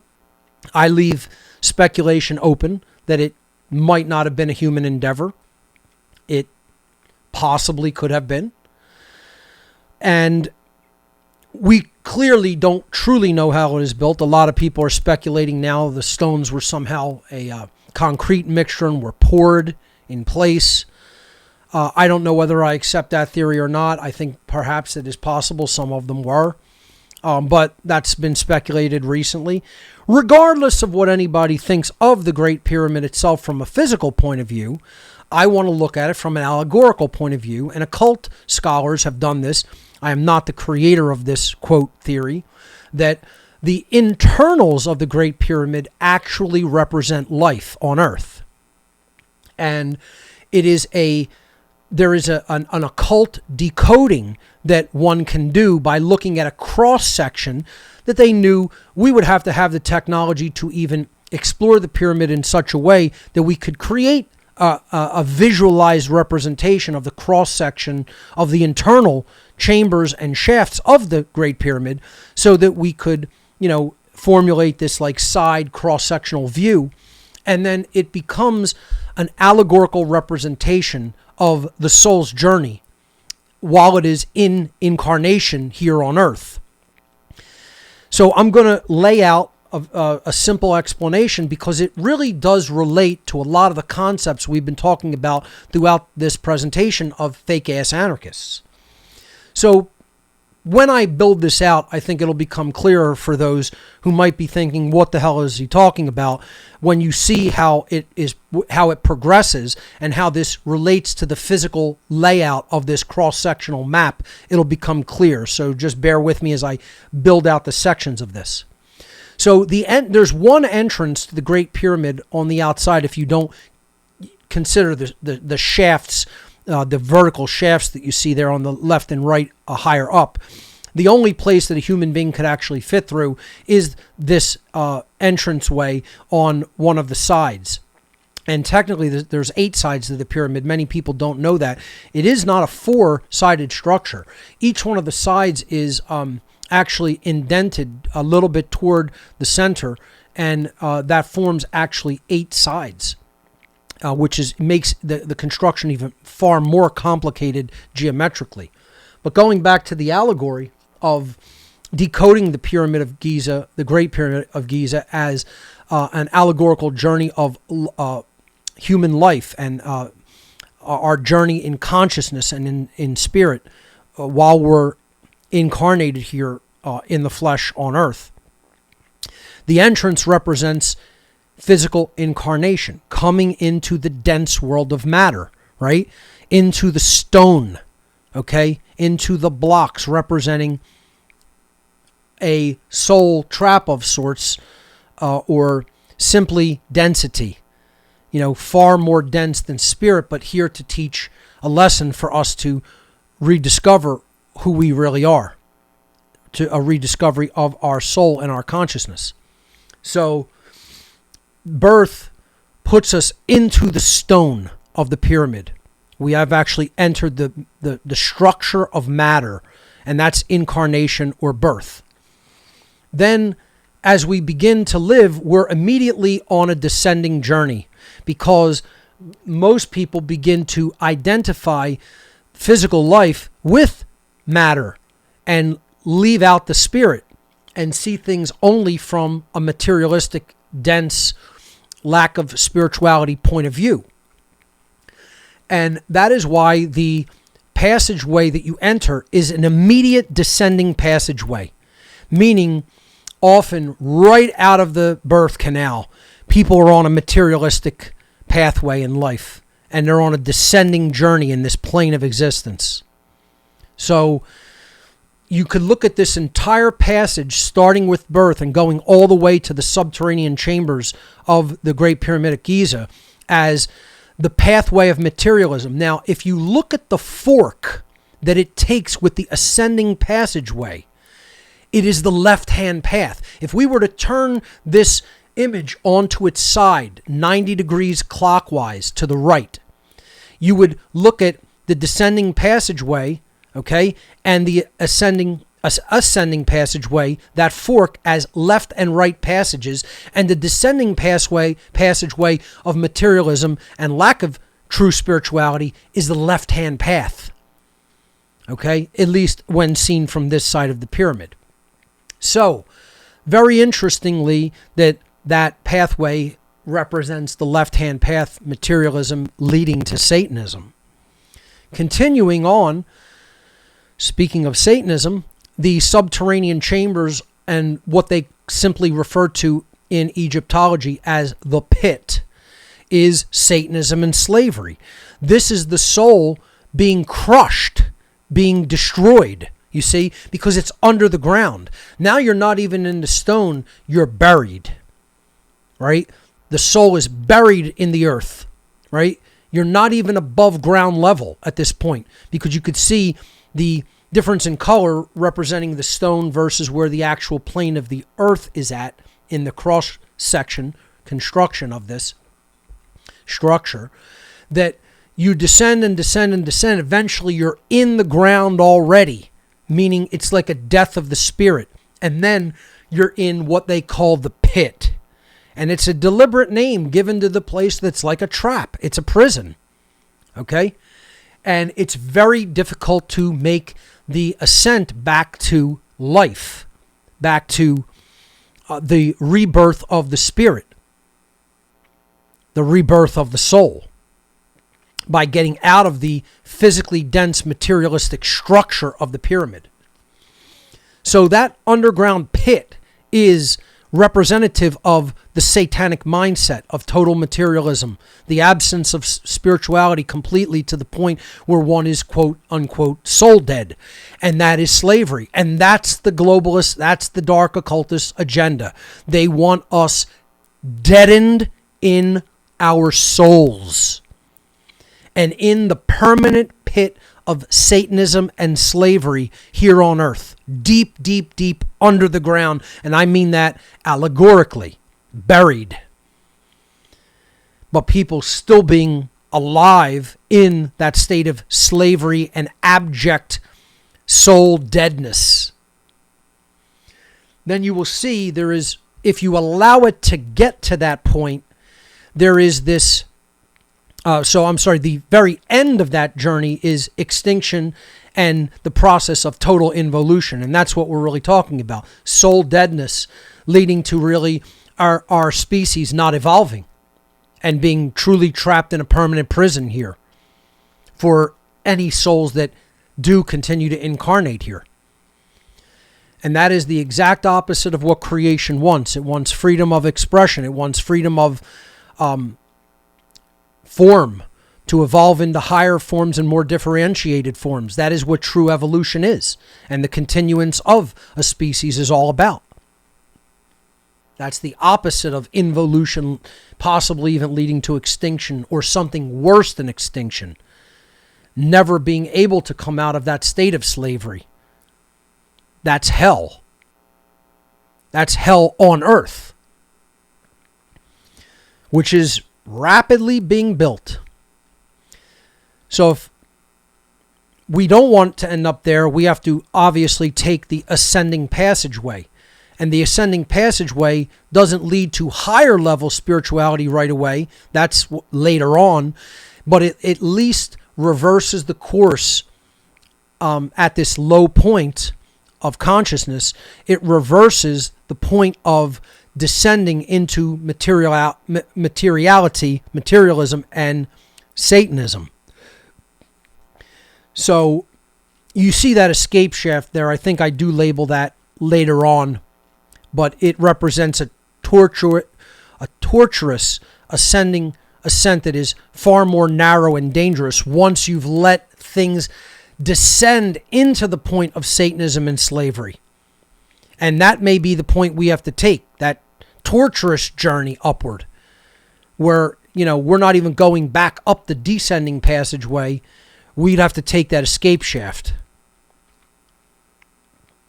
But if we continue up the limited spirituality of the ascending passageway in consciousness, we would then arrive, if we level off and we don't go into the grand gallery and upward from there, we would level off into what is known as the Queen's Chamber in the lower section of the middle of the pyramids, which does have star shafts, as they call them, leading out to pointing at certain stars, in the heavens, which represent the soul escaping the, trap of materiality, materialism, dense incarnation and identification with the material plane, etc. And there are those shafts. There's one on the left and one on the right, extending outward from the Queen's Chamber. And this represents freedom from the density and the wrong decisions, the lack of understanding causality of the material plane. It is an evolution for our species. It is a way out. But it does represent a lower form of consciousness. It is what I refer to as unconscious morality, which is not long-term sustainable. It can get us to the place of we're experiencing freedom. We're experiencing evolution to a limited extent. We've gotten out of what would have been the opposite result or manifested result of slavery. But we didn't do it at a fully conscious level of understanding. We let religion get us there.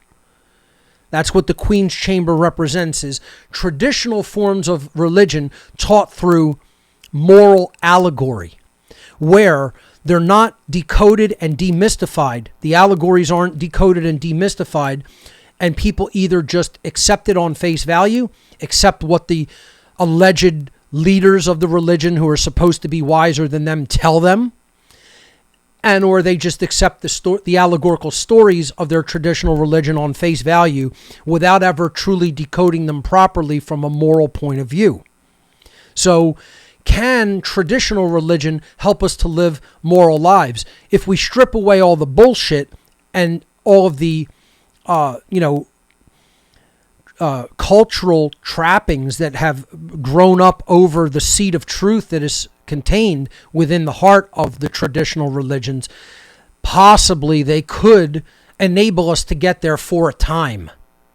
but they are simply long-term not sustainable, even doing that and stripping away the allegory, because we're not getting to a higher level of how science works, how the science of morality actually works. This is like what the Queen's Chamber and traditional religion would be seen at as this allegory, is a group of people coming together who may have understood natural law from a deep scientific perspective in the ancient past, and they came together as a priest class, and they have this conversation with each other. They go, look, these motherfuckers are way too stupid to understand this. They're just fucking dunce morons. We're obviously way fucking smarter than them, so we're going to have to give them dumbed down like stories to get their little puny fucking retarded fucking brains to understand a limited extent and a limited form of what we've come to understand through a scientific investigation. So we'll create a religion and give these stupid motherfuckers a story to accept so that it stops them from making dumb fucking mistakes that lead them into slavery and Satanism. And that's what traditional religion was. I've speculated it could have been given to us by a non-terrestrial species. Many different forms of religion culturally may have. If you don't accept that and you want to believe it's just human beings making it up, it doesn't really matter, because what ultimately matters is it doesn't get us to the truth and the science of how the science of morality really truly works, and how our experience in life as the human condition is going to be dictated by that understanding. It doesn't tell you the truth about it. It gives you a baby's fucking idea of it. It's like somebody trying to learn nuclear physics and you're just telling baby, smash atom together, things go boom. Or whatever you want to look at, whatever endeavor of science you want to look at. You know, you're trying to teach people biology and you're telling the baby as the stork brings the fucking baby to the mom. You know, it's a child's way of looking at reality and understanding something. It's not true understanding of something. It's just people saying to other people, you're so fucking dumb. We got to give you a story to keep you on even a little bit on the track, or you're going to go way off the fucking rails and descend down into the fucking pit. So I hope that's clearly understood allegorically of what that's supposed to represent. So this form of falling into morality accidentally because you believed in some bullshit stories doesn't sustain conscious living that generates true freedom continually. It does not get you to evolve continually. It might preserve you from going directly into disaster for a short period of time, but it doesn't get you to the place you really need to get to, which is an accurate true scientific understanding of how morality is directly connected with the result that you get in the human condition. So the place where religion and real science, as hidden though it may be, diverge is where the path that levels off as a plateau leading to the Queen's Chamber versus an additional ascending passageway known as the Grand Gallery fork. Okay? So that fork represents, so the first fork down after the birth canal, the beginning of the descending passageway, where it forks from the ascending passageway is the place where materialism and spirituality fork. The second place is where spirituality becomes religion, right? And where it forks from the new ascending passageway is where religion and the science of morality fork. Religion gives you bullshit stories about morality to keep people that they consider too dumb to understand the science somewhat on track in an unsustainable fashion. But the Grand Gallery actually represents the beginning of one's initiation into the occult sciences of morality and natural law. And again, those were reserved by the priest class and held from, unfortunately, the general public because they considered them too dumb to learn the truth. So going into the Grand Gallery is where you reject religion. And you say, no, I don't want your bullshit allegory stories, which could help you learn if you decode them and understand what they really mean. But I want the real science. Give me the true meat. I don't want baby's milk, So give me the true substance here. And that's the initiation into occult science. And then that leads to what is known as the King's Chamber. And what the King's Chamber truly is, and it's a representation of the Jed pillar, or the Jed pillar, the D is technically silent, which is the Kundalini energy bursting through the crown chakra. The Jed one is truly spiritually awakened. They are beyond even what we would consider traditional limited spirituality, and they become enlightened because they know the science of how it really works. So this represents a very deep, profound understanding of natural law as it really works in the world. And of course, the star shafts that split off from the King's Chamber, where there is an empty sarcophagus, meaning there is, not in the star shaft, but in the King's Chamber, there is no body. There is no manifestation. The spirit has left the confines of the material domain because one is in the world but not of it. That doesn't mean that you're necessarily just out of the flesh physically. You're out of identification with the flesh. You're out of materialism. You're out of lack of spirituality. Now you know how the planes of incarnation on the physical domain actually work to help evolve the spirit and push it to higher forms of consciousness, higher differentiation, more freedom, more expression. That's true evolution. And the star shafts leading from the King's Chamber represent that. True freedom, true evolution, the way out of identification with the material plane. And this is conscious morality from a scientific perspective.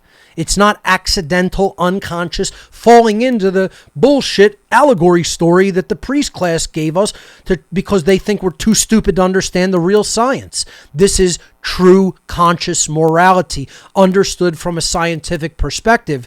Therefore, this form of freedom that manifests from this understanding is sustainable, long term.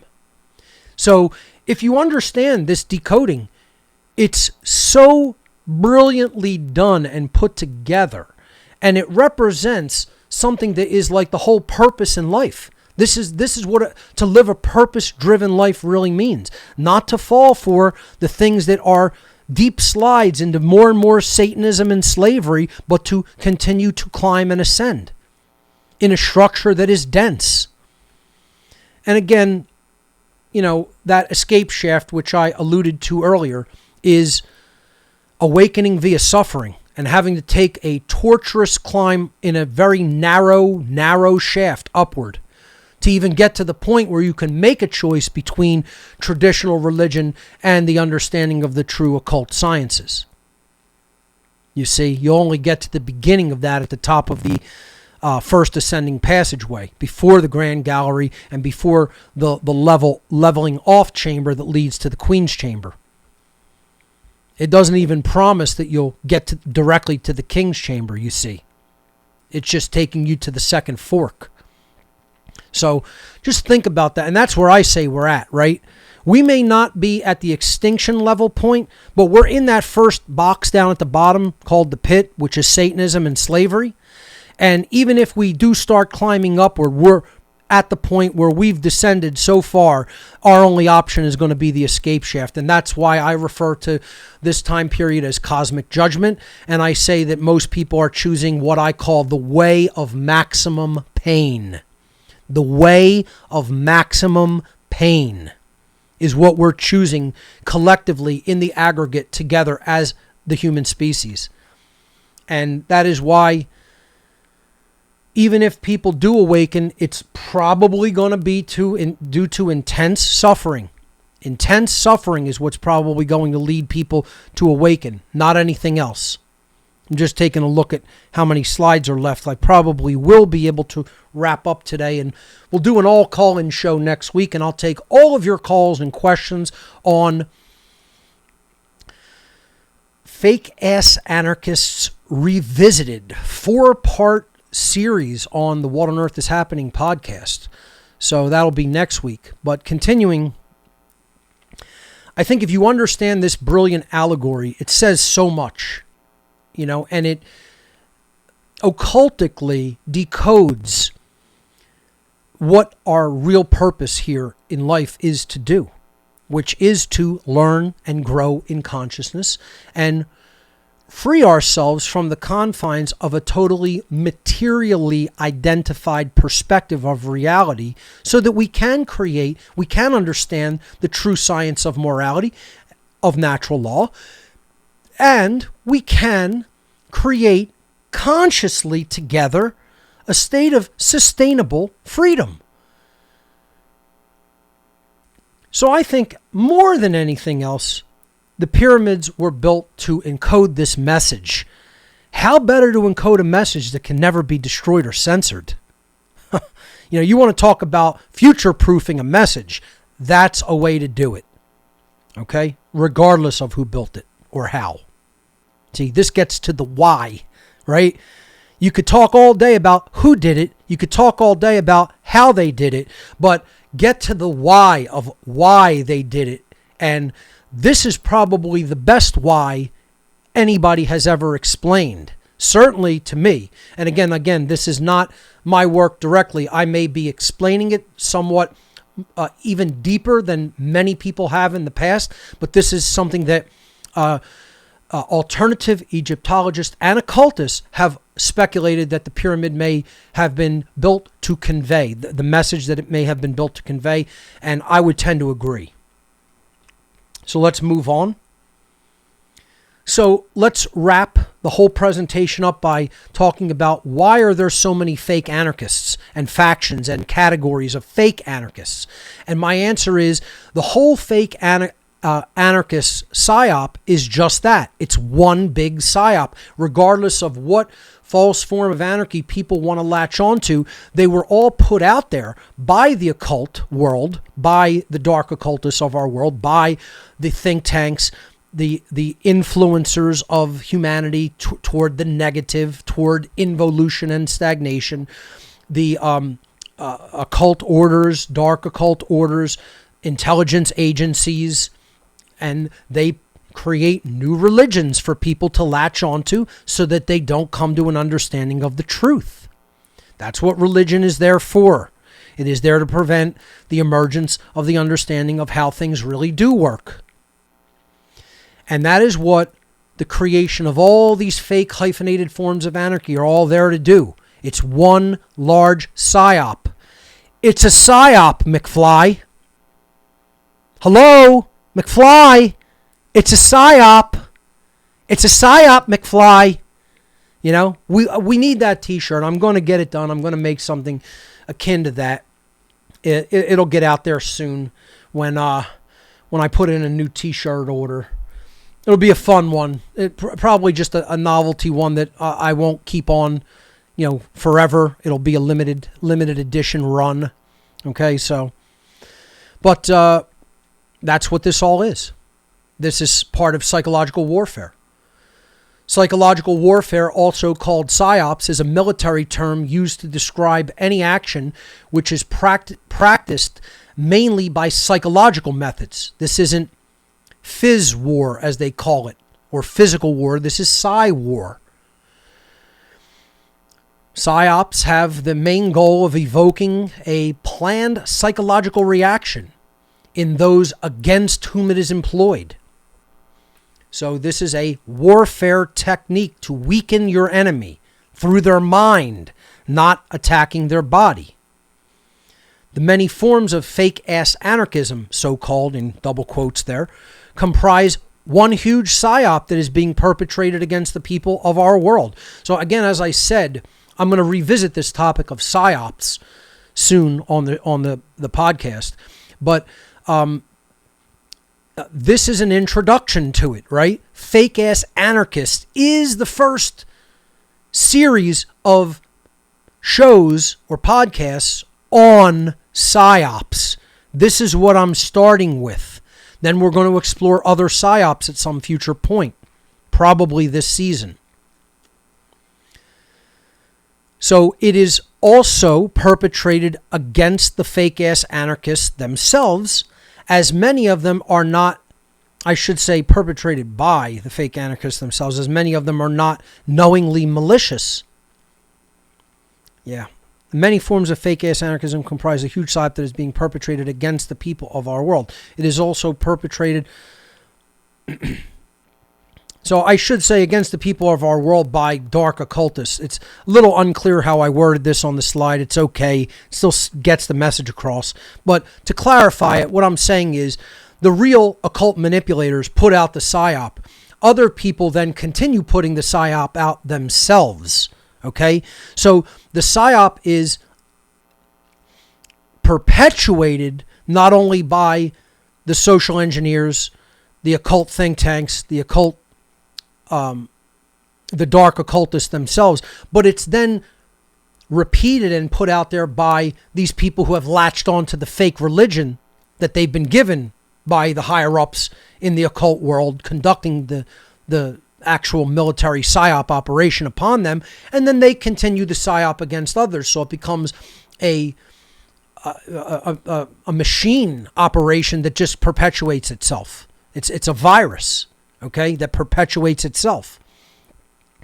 So many of the people perpetuating this are not knowingly malicious, but they're misled due to their colossal, willful ignorance, their naivete, and I just worded here their colossal, willful ignorance of truth and reality. They are not sophisticated enough. They have not come out of their naivete of mind and their naivete in their psychology to understand that these different forms of fake-ass anarchism, so-called, are altogether one large PSYOP operation being conducted upon the world. The fake so-called anarchism, PSYOP, has a two-pronged effect upon humanity. Number one, the number one effect or purpose of running the PSYOP to begin with is the ruling class or the occult class who is running the PSYOP keeps their potential opponents completely ineffective and spinning in circles, thinking and doing things that will never and can never lead to true freedom. That's the whole point. Put them in a dialectic where the solution is never even there. So you can pick all the different dialectical endpoints of fake-ass anarchy. You could take the left-leaning paths of anarcho-communism, anarcho-socialism, whatever the fuck you want to call it. And then you could take the right-leaning paths, anarcho-capitalism. You could take the left-brain paths, anarcho-transhumanism. The right-brain paths, anarcho-pacifism. They're all dialectics in the game of putting you off of what real anarchy is and how it's related to objective morality and natural law. And that's the only thing the PSYOP is there for. That's one of the main things. Like I said, the main thing the ruling class wants to do is keep people away from the knowledge of natural law. And all they have to do is keep giving them fake religions to do it. They give them fake religions, people aren't looking into the real solution, and they stay in slavery. Like I said, most fake-ass anarchists are in resistance. They're not in resistance to tyranny and slavery. They're in resistance to learning the very information that they need to get out of tyranny and slavery. And they don't want to learn. I'm the asshole. I'm the one who's wrong in their minds. No, you're fucking wrong. You don't know what the fuck you're talking about. I'm right. I've come to the correct conclusion. I've come to the correct answer because I'm more intelligent and driven to come to the correct answer than you dumb fuck. And that's the reality of the situation. Get as fucking offended about it as you want. It's still the truth. I'm still correct and you're still wrong. If you're in one of those bullshit forms of fake-ass anarchy. And like I said, I'll be an even bigger asshole about it. Come and see me in person about it. If you think you're badass. And like I said, I'm not asking for a problem, but I'll say it right to your fucking face, not over the internet. I'm not a keyboard commando. See me in person about it, motherfucker. And let's see what happens. You know? Like I said, I will abide by natural law, but people aren't going to tell me that I don't know what the fuck I'm talking about. I'm smarter than almost every last fucking one of you. That's why the occultists wanted me in their ranks, because they knew what the potential of my fucking intelligence and my IQ is. And they didn't want real care emerging inside of me. They only wanted it in that intellectual capacity to do their biddings and achieve their goals and their ends. Continuing on here, number 2. The second reason, the second effect that the fake-ass anarchism psyop has on humanity is the ignorant public at large is led to believe through mainstream media, propaganda, and repetition that the fake anarchists and their so-called movements in any way represent real anarchy or true anarchy. So this gets the public mindset to turn against real anarchists out there because they're lumped in with all the fucking morons believing in all the fake forms of anarchy. Just like it's a psyop to get people in the flat earth movement so that the public looks at people in the real truth movement who are trying to explain what's really going on with the control system and identify them in the same group of people who identify as flat earthers. And they go, what do you believe in flat earth too, moron? Oh, you believe we're all slaves. What are you, a flat earther? See, it takes the very serious and real situation of human slavery through government and it groups it into a group of people with no fucking brain that fell into a religious psyop. Put there by their own fucking controllers, the occult priest class and the class of occultists in the fucking intelligence agencies, giving them a religion to latch on to. And they did it because they don't have any understanding of how science really works. They probably failed in most of their science classes in fucking even elementary school, let alone studying it from a higher perspective. And they certainly don't understand natural law and they're religious people largely, and all that movement is to them is it's proof of God because God did it. That's why. That's why it doesn't make sense any other way. You just got to believe God did it. So this makes the public antagonistic toward true anarchists, and most importantly, it makes them believe that anarchy itself, which is true freedom, is dangerous to human society. That's the whole purpose of the entire movement of fake anarchists. It's all a psyop. It's a psyop, McFly. It's one big psyop, McFly. And the last thing that is in their religious mindset is they can't say that they were wrong. The cosmic apology has to be offered. The most powerful phrase in all of human languages is simultaneously the most difficult phrase for any human to speak, and it is, I was wrong. And only when those who have been inauthentic, incorrect, and even immoral say this phrase first to themselves and then to all of humanity and all of creation at large, will they begin their great journey toward true healing and true spiritual awakening, just as we talked about in the allegory of the Great Pyramid. So, ladies and gentlemen, I hope that you have thoroughly enjoyed this 4-part series on Fake-Ass Anarchists Revisited, full extended edition. Next week, we'll take your phone calls on this topic for the whole show. Thank you for listening, everyone. You've been watching What on Earth is Happening. Remember, government is slavery. We'll see you right here next week.